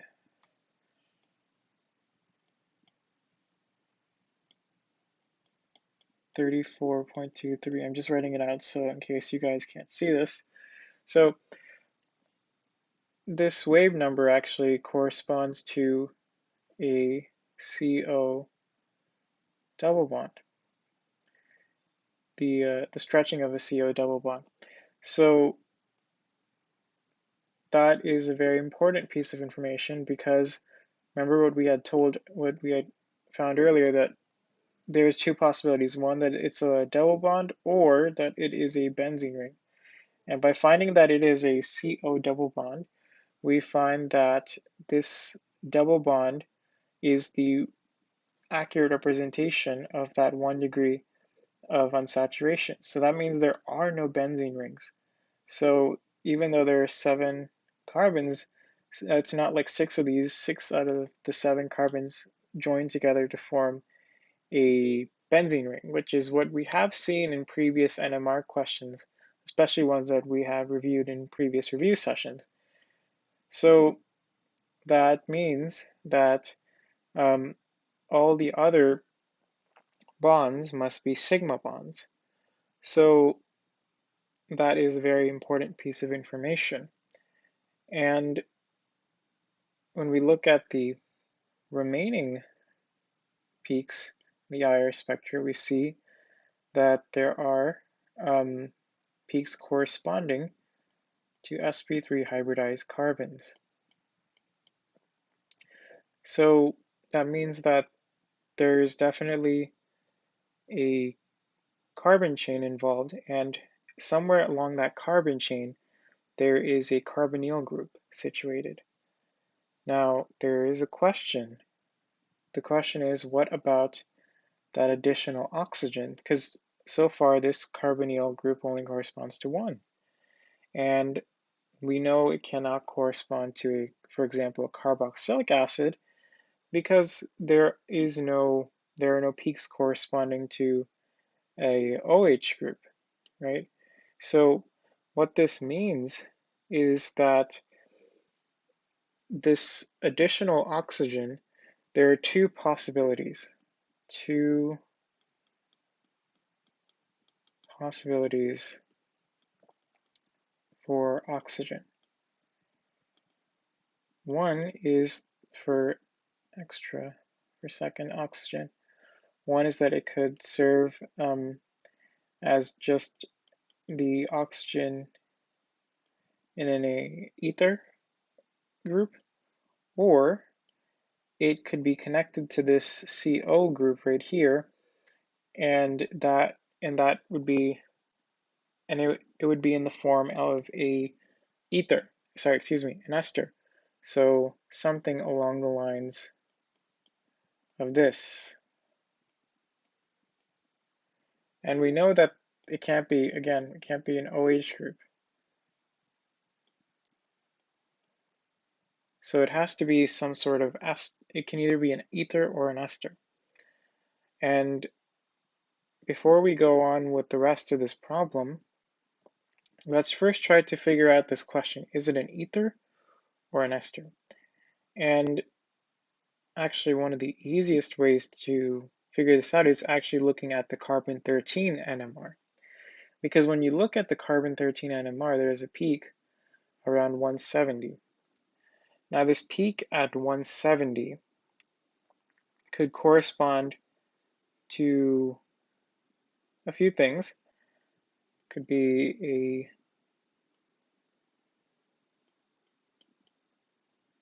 a acid, or it could be an ether. But since we had ruled out this possibility, that means that this peak right here does indeed correspond to an ether. So this is an important piece in the puzzle because that allows us, it makes the rest of the problem easier because now we understand where these two oxygens come into play and their role in the structure of the molecule. Now the question is to find out, well, what is on this left side and what is on this right side. So that is where the rest of the problem should be directed to. So let's look at the NMR peaks, the proton NMR peaks. So first off, we see a set of peaks in the 0.8 to 1.8 ppm chemical shift region, and these are all relatively upfield. So we can say that these guys are corresponding to sp3 carbons. And the differences for their positioning come from the fact that they might either be terminal carbons, they might be primary or secondary carbons, and those are the details that we're trying to find because that will tell us more about the structure. So let's first take a look at them. So in the first set of peaks right here, we see it's a triplet. And from the n+1 rule, that means that the proton has two chemically equivalent. Proton is on carbon adjacent to two chemically equivalent protons. Excuse me, adjacent to carbon. I apologize. This was way more convoluted than I expected. Proton is on carbon adjacent to a carbon that has two chemically equivalent protons. And again, using the same logic, we see that this set of 6 carbons there are these are chemically equivalent, and they are split by just one proton. So that's why there's a doublet, one proton. And in this last set here, it's rather complicated. We see that there is about 4 peaks, if you don't count the smaller ones on the edges. Actually, no, my bad. When you count those two, you get about 6 peaks. And these 6 peaks, by the n+1 rule, lead to 5 protons. Although I will say that because of the shape of this set of peaks, it's not as easy to tell, and that might be because of complex splitting. So actually, I won't list it as 5 protons. but I will just say complex splitting.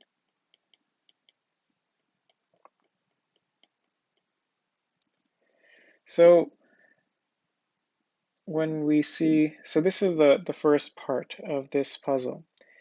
And now let's look at the set of peaks near the 2.2 to 2.4 ppm region. And so this set of peaks is actually corresponding to a proton that is on a carbon that is adjacent to a carbonyl group. So adjacent to a carbonyl group. So that is important because that means, especially since it says 2 carbons, we know that there has to be there's a carbon that has 2 protons, and these protons are attached to the carbonyl, and as we had found earlier, that is a ester, so we have already figured out that much. But our quest, so to speak, is not done. So let's look at the other ones. We see that at 5, there is a very peculiar set of peaks. There's actually a septet, 1, 2, 3, 4, 5, 6, 7, 7 peaks. So this is split by 6 chemically equivalent protons. And what do you know? 6, 6, 1, 1. So we see that these two sets of peaks are definitely indicating that there is a potential for having a secondary carbon. So let's actually write out the possibilities we have from the other peaks. So we figured out that there is an ester and that there is a methylene group, a CH2 group attached to it. But let's see the other one. So the first set of peaks, 3 carbons, but it's split by 2 chemically equivalent protons. So this means that this is a CH3 group, so it's a terminal, so it's on the end of this molecule. And that's also important because it tells us that this molecule is not cyclic. So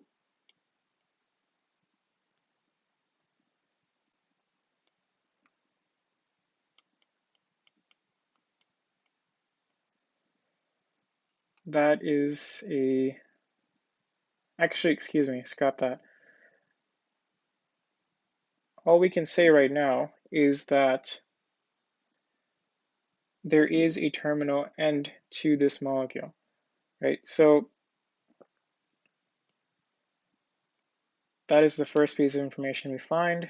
And for this second set of peaks, right? So this is referring to a set of 6 protons. And in order for 6 protons to be chemically equivalent, right, and not be connected to any sort of systems that have double bonds or rings or anything like that, you would be talking about a set of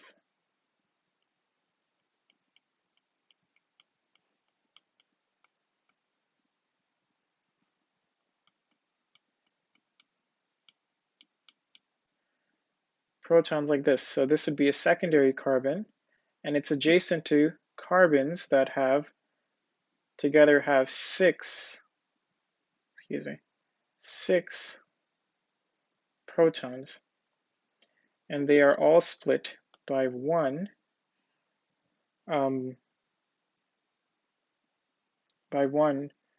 proton on the carbon that is adjacent to their respective carbons. So that answers that part of the question.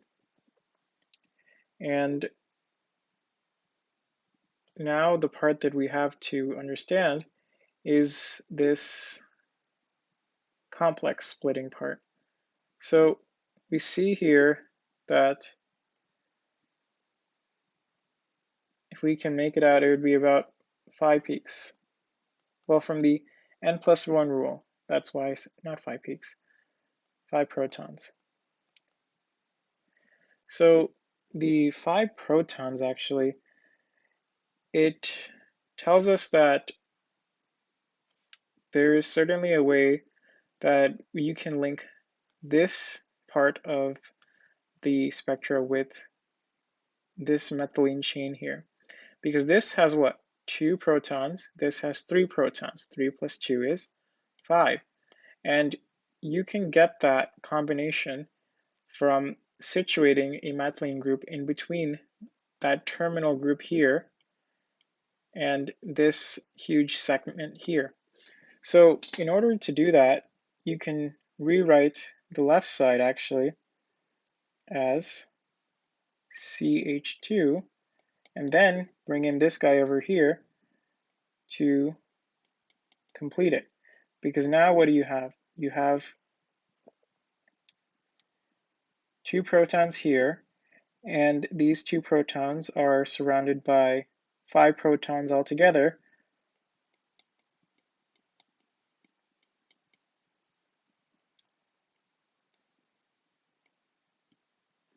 So this set of protons, they actually, okay, I do not want to confuse you guys.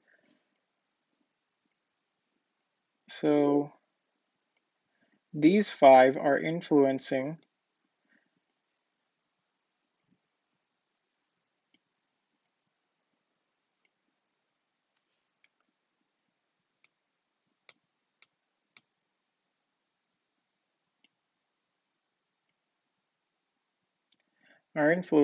the proton.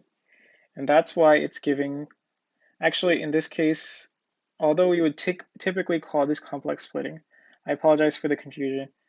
In this case, there is a similar enough chemical background that the splitting pattern is allowed to give us a sextet. So that's why we were able to find out that there were 5 adjacent protons. And so that now that we've figured out the left side of this molecule, the task is to understand what the right side is. So in order to do that, we have to go back to this strange secondary group right here, because we have to figure out where the, how do we put this into the molecule. And when we look back at the chemical formula, right, C7H14O2, that means that if we count all the carbons in this structure so far, so let me just clear it out a little bit more because I know there's a lot of stuff in this background.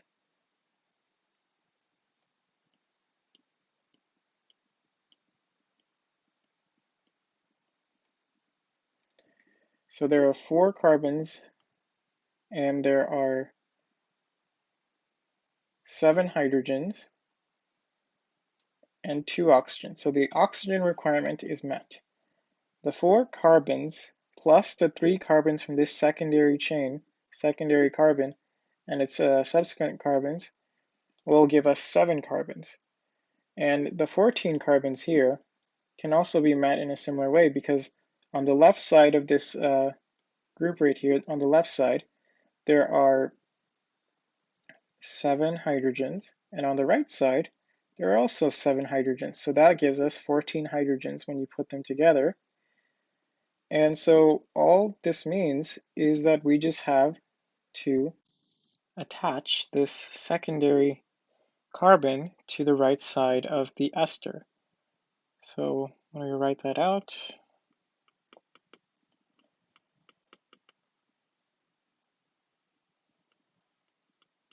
And just putting our lone pairs, we get a final answer of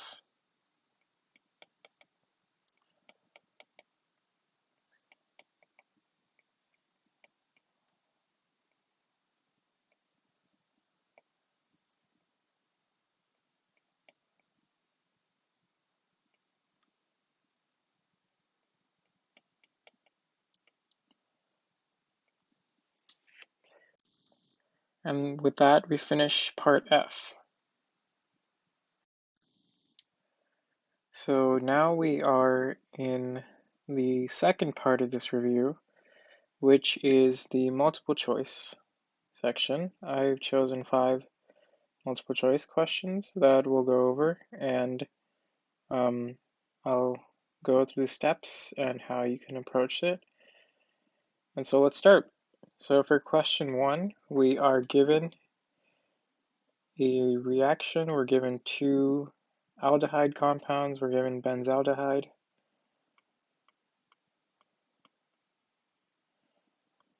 And we're also given acetaldehyde. And we are in, and some base is added. And so when we look at our answer choices for this question, what is the major product of this reaction? We see just one product for each of these choices, and we see that it's a carbon-carbon formation reaction, because we see that in this carbon chain there is always at least 3 carbons. And what do we have here? 1, 2, 3. So if we combine these 2 guys, we would get, we combine benzaldehyde and acetaldehyde via some carbon-carbon formation reaction, we would end up getting a combined product. And as it turns out, this reaction actually, and this actually is very similar to the mechanism problem that we had seen. We can use a similar thought process to get to our final answer for this, because this reaction is actually an aldol reaction. Because we see that benzaldehyde, it's non-enolizable.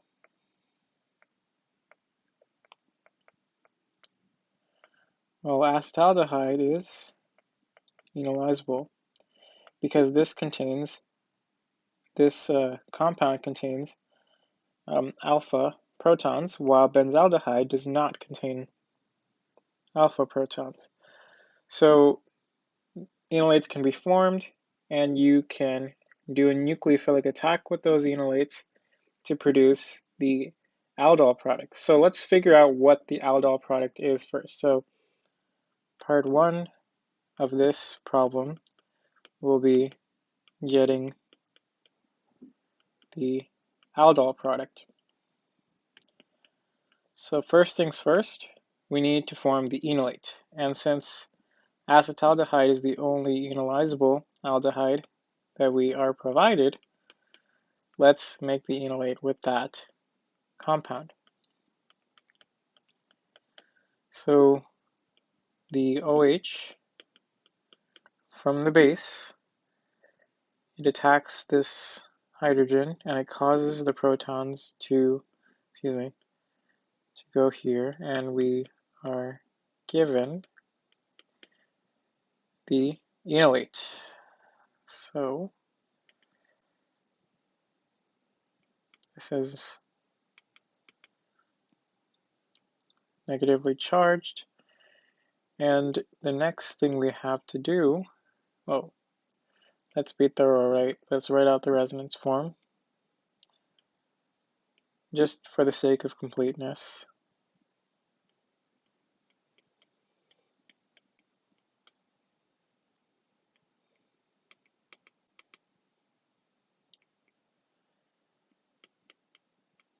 Right, so now we have the enolate formed. Now the next step is to actually do the nucleophilic attack with that enolate. So what that means is that we have this benzaldehyde here. I'm just drawing it to the side of this arrow. And this carbon here, it's a partial positive, and it's a site that this nucleophilic enolate ion wants to attack. So I'm going to do this with another Actually, I'll label the resonance arrows in another color so I don't confuse anyone. So in this reaction, this negative charge, it goes to this carbon, and what we are left with is we haven't reached the aldol product yet, but we're getting there. So when we write it out in its full form, we get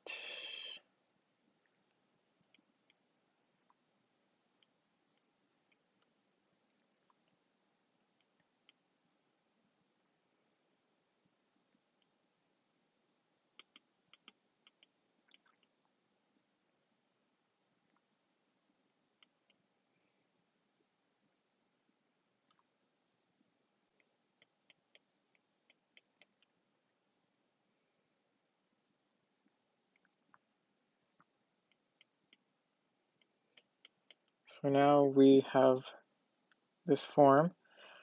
And the last thing that we need to do, right? So let me just put this here as, so the second part, nucleophilic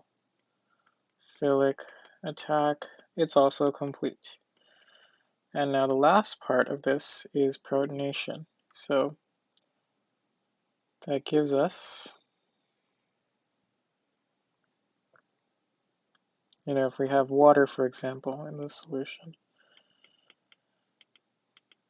and attacks the water, that leads us to forming our final desired product, which is just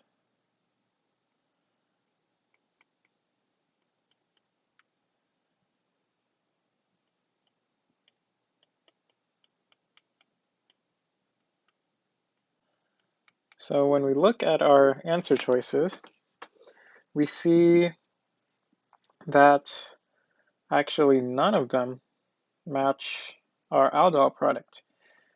We see that the only choice that has both an OH group and a CO double bond, actually the two choices here, we find that it's not properly placed. We find that in the choice A, the carbonyl group is right next to the phenyl group, and so that is also not an option. And we see here for choice C that there is a double bond between the carbons there. So that's also not an option. So A and C have been canceled out. Now we're left with choices B and D. And in reactions like these, and especially in aldol reactions, if you leave them in heat, you go through one more reaction. And that is the dehydration or condensation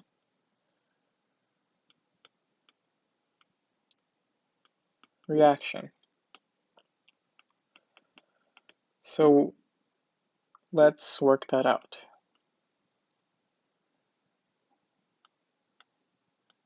This is very similar to, and actually, one more thing, this is base catalyzed because we are in basic solution.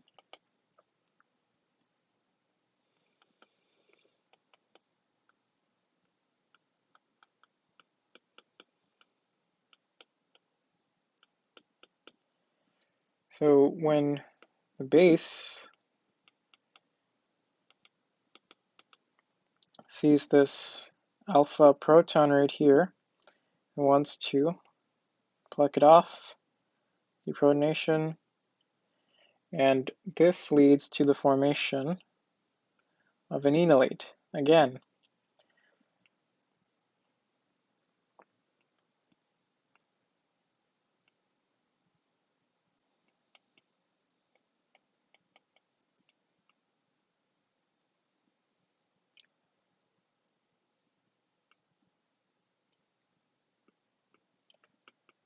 And let's write out the resonance form.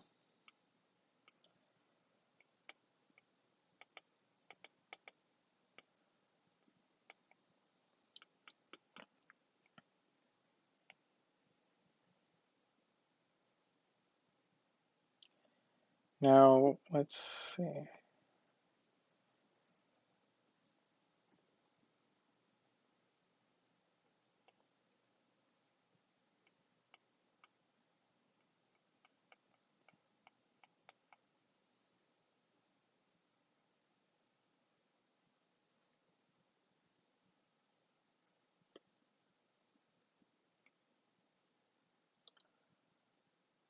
Sorry about that. I had a mistake here.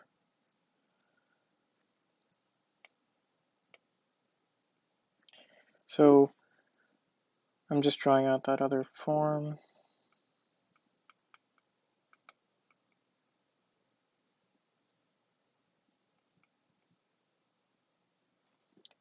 And that should be it. So now that we've formed the enolate, the next part of this is the 1,4 elimination step. So you notice that relative to this carbon, this oxygen, excuse me, there is 1, 2, 3, 4. And the group we're trying to eliminate in this 1,4 elimination is this OH. So when we go about doing it, we migrate the electrons. It leads us to a final product of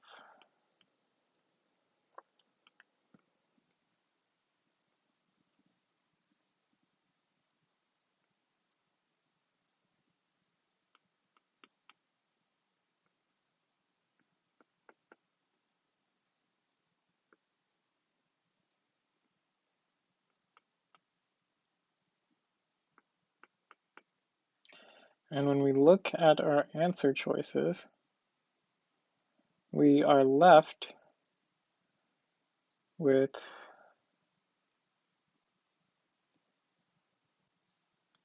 B as our final answer. So that is how we solve the first problem. So for question 2, we are given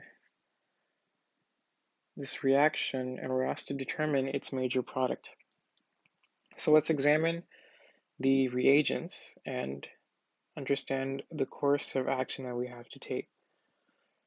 So for this reaction for the reagents, we're given 2 moles of this, or 2 equivalents of this ester, and we subjected to a 2-step process, the first in which we reacted with sodium methoxide, and the second in which we take the product of that mixture and we place it in acidic solution.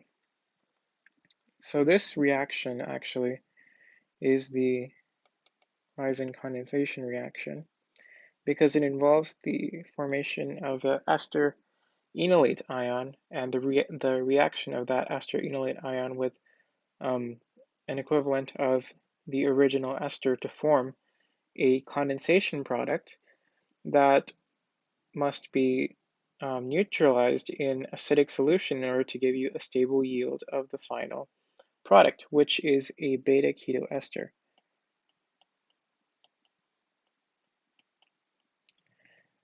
So let's go about and actually work out this problem.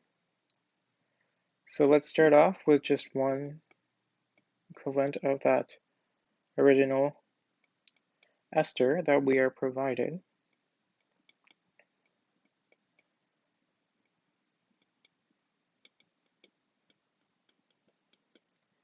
And let us react it with the ethoxide ion from the sodium ethoxide.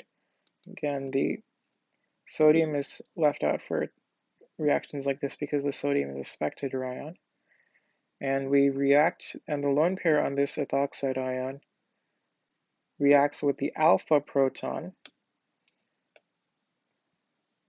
The alpha proton on this, excuse me, I made a mistake here, on this ester. And this leads to the resonance product the resonance stabilized product, which is the enolate ion.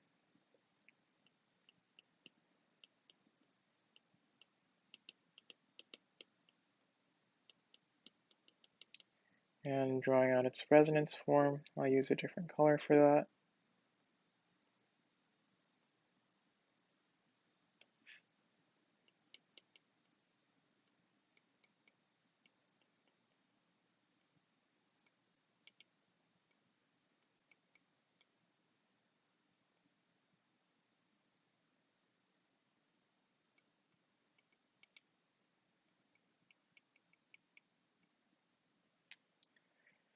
And so we have this enolate ion, and now the second step is the nucleophilic attack of this enolate ion on an equivalent of the original ester.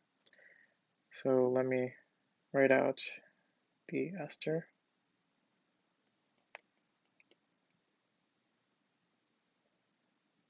Just going to write this in shorthand.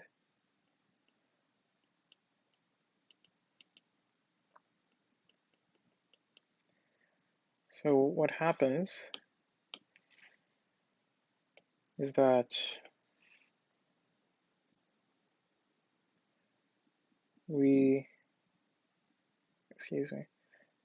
this pair of electrons from the enolate ion attacks the electrophilic carbon on the original ester, and that leads to the formation, of this condensation product, the Claisen condensation product. So when we write it out as such.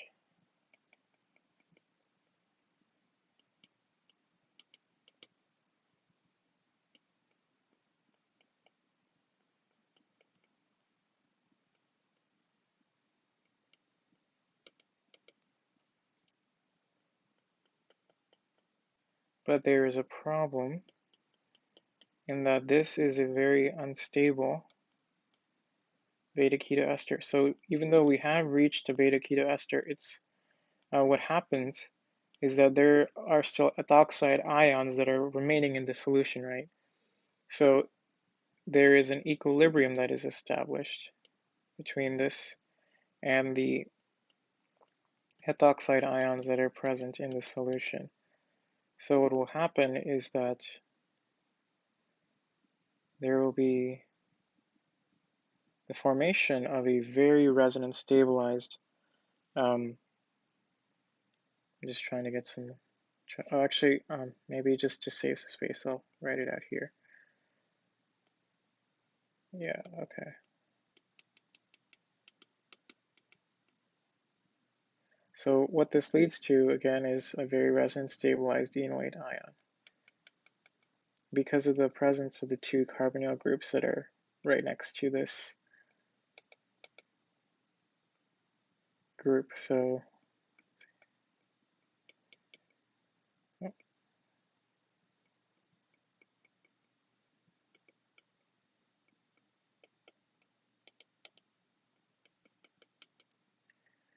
and drawing out its resonance forms.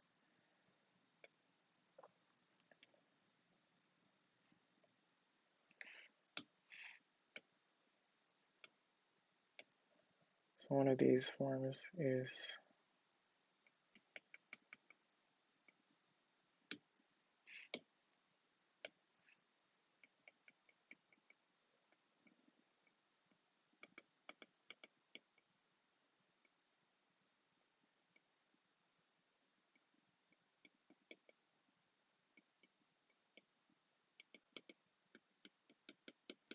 and the other form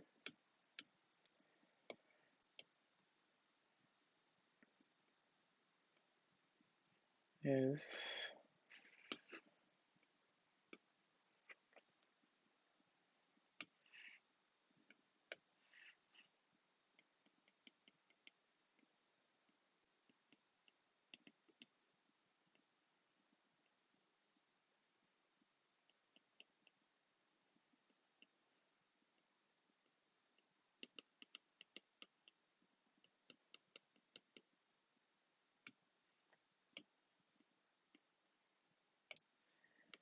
And so the last thing we need to do is we need to take this equilibrium mixture, and we need to, apologize about that, let me just write it out as an equilibrium. So this equilibrium mixture needs to be exposed to acidic solution, and what happens when we do that, so I'm just going to write it as H3O plus instead of H2O and H plus, just to make my life a little simpler. And what happens is this lone pair on the enolate ion sees this proton from the acidic solution, and it protonates that enolate ion, and we are left with a stable product mixture of the beta-keto ester.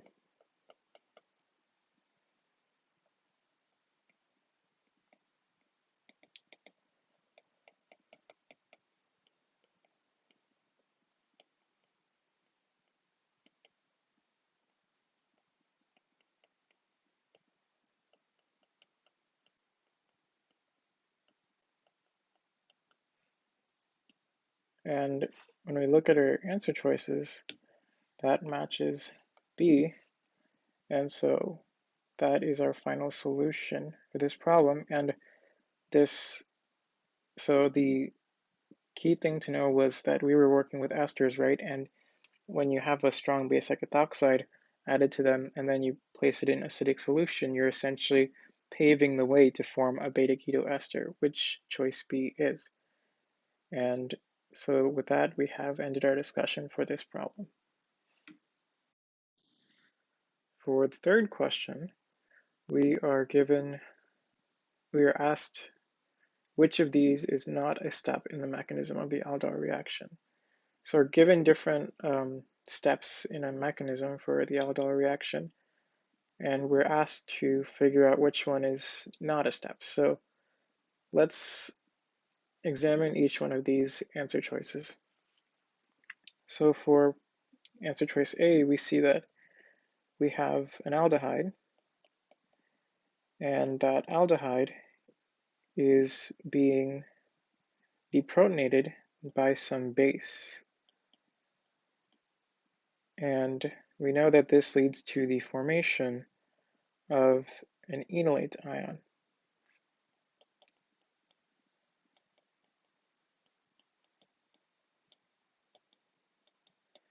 Well, we also know that in the aldol reaction, right, one of the first steps is that we actually end up forming this in a base catalyzed enolate reaction, excuse me, we end up forming this enolate ion. So that is actually a step in the process. So that means that A is not an answer choice because that is a step in this reaction. So let's look at choice B. In choice B, we have an enolate ion, and we have this aldehyde. And what happens is that the enolate ion does a nucleophilic attack on this carbonyl carbon of the aldehyde.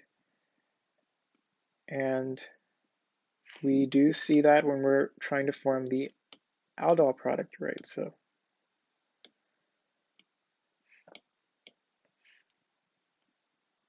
this leads to the formation of the aldol product, which I will write out.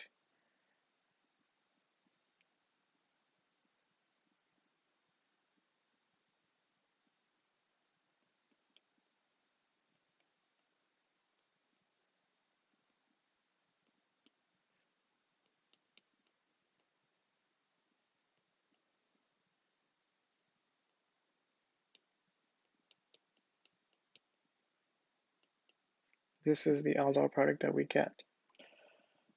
And turns out that this is a step in this reaction because we're getting very close to forming the final aldol product. And turns out that this same aldol product is also what is seen in choice C. And all we see here is basically a protonation of this mixture, which is also a step in this reaction because that leads to our final aldol product.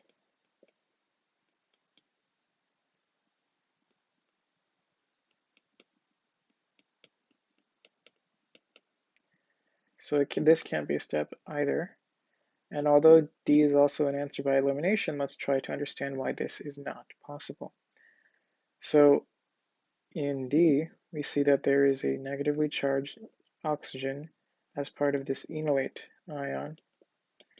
And the lone pair on that negatively charged oxygen is attacking the carbon of this, the carbonyl carbon of this aldehyde. And this is not the right answer because whenever we are, this is not going to form, does not form a carbon-carbon bond. It forms a carbon-oxygen bond.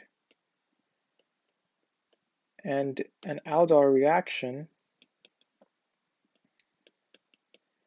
are carbon-carbon are bonds that form, are reactions that form carbon-carbon bonds.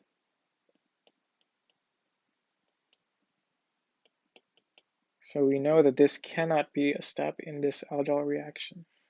And so that is why we are left with D as our answer for number 3. For question 4, we are given a set of different compounds and we're asked which represents a ketoenol tautomerization. So the first thing we need to understand is that this is actually an equilibrium reaction, right? So we have to actually do a reaction to go from the keto form to an enol form, to an enol form for a ketone. And so this is not a resonance. So what this means is that choices A and B cannot be answers, right?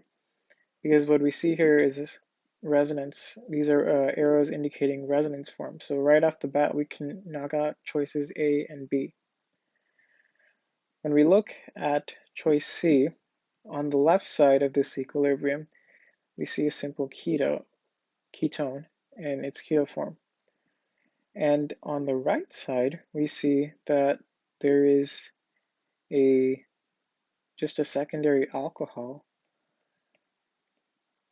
And before I continue, I want to talk a little bit about what the word enol means, right? So the word enol is derived from the fact that enols have an alkene component and an alcohol component. So alkene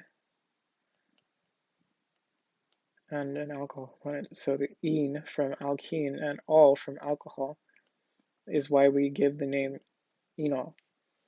And when we look at choice C, all we see is an alcohol, right? It's a secondary alcohol, but we don't see any alkene component of it, right? So there's no double carbon-carbon double bonds. So what this tells us right away is this can't be an answer because this is not an enol. For choice D, we have the same ketone, but on the right side, we actually do have an enol because there is an alcohol component and there is that carbon-carbon double bond. So this is definitely an enol. So with that, we have found D as our answer for question 4.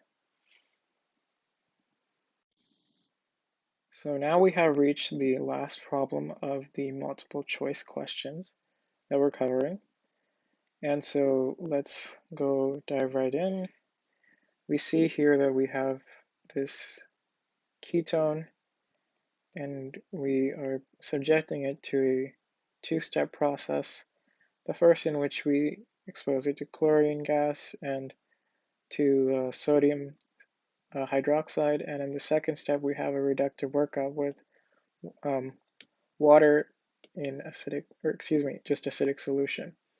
So this reaction is actually a very common type of reaction. This is referred to as a haloform reaction. And what happens, this is just a general description, is we'll have a ketone of some sort, a methyl ketone. So we need a methyl ketone. It doesn't matter what R is.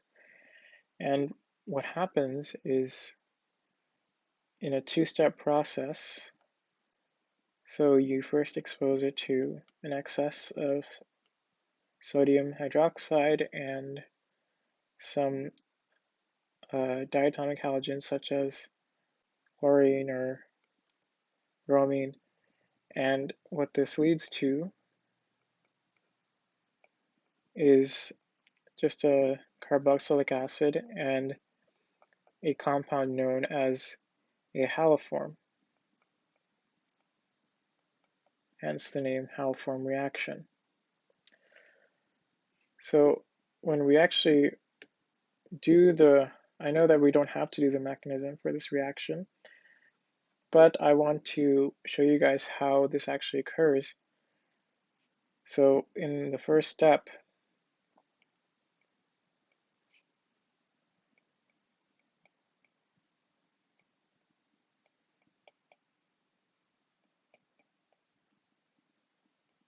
there is a base, right? The OH from the sodium hydroxide.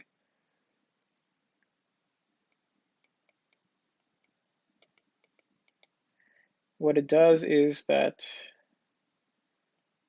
it actually forms a enolate, as we have seen in so many of these reactions.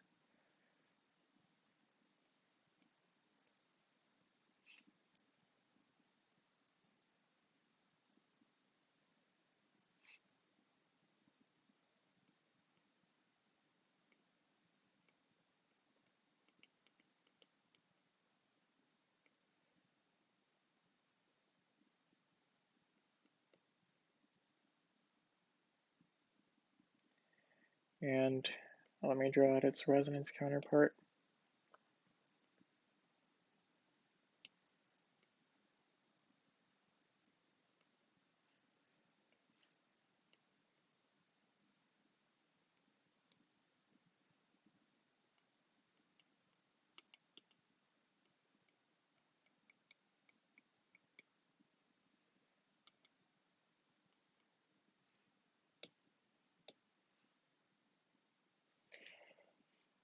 And what we see is that in the next step of this process, the chlorine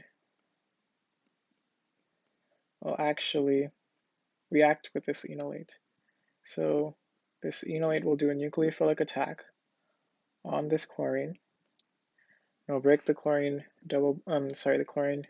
bond, and we are left with a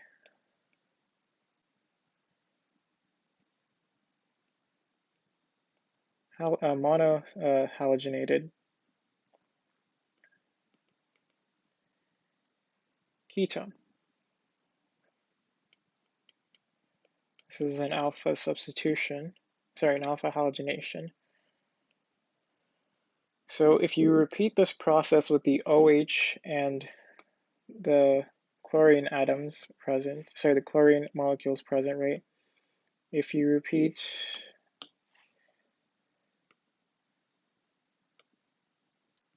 enolate formation plus halogenation 2 more times, right? So the previous 2 steps that we just did, what you're going to get is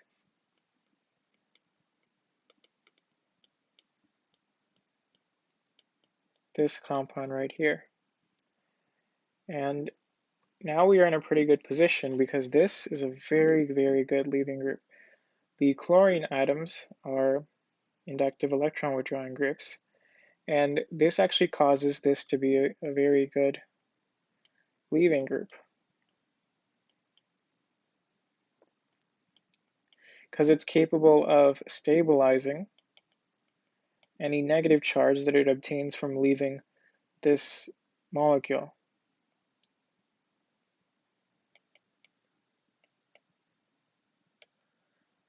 So what that means for us is that if there is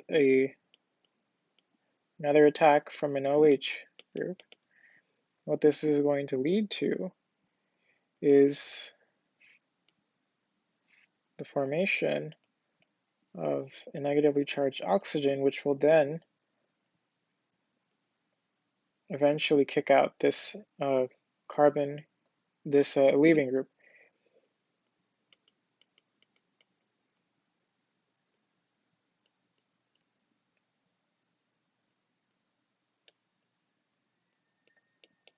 So a pair is going to reform that carbon-oxygen double bond, and that extra group is going to be removed.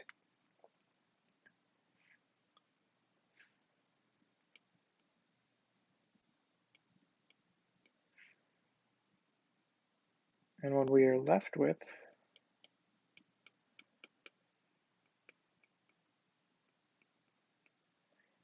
is this.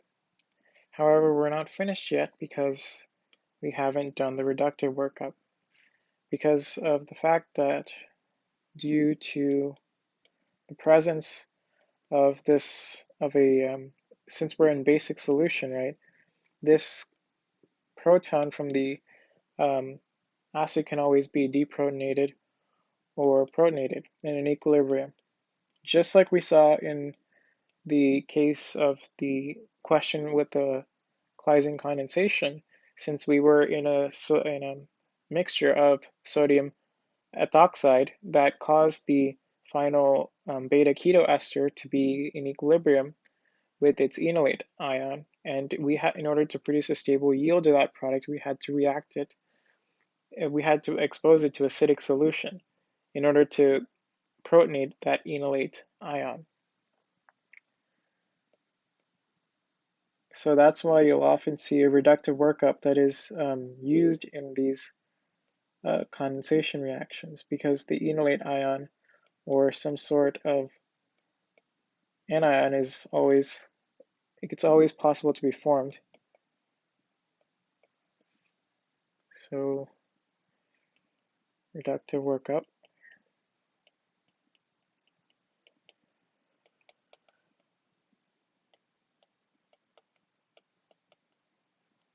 And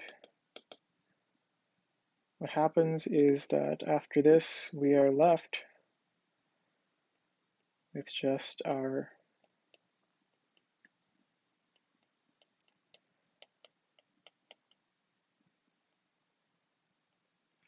benzoic acid and, and our haloform. So when we look back at our choices, that leaves us with D as the final answer. Now we are finished with all the questions for this section, and we are also now done with our final review.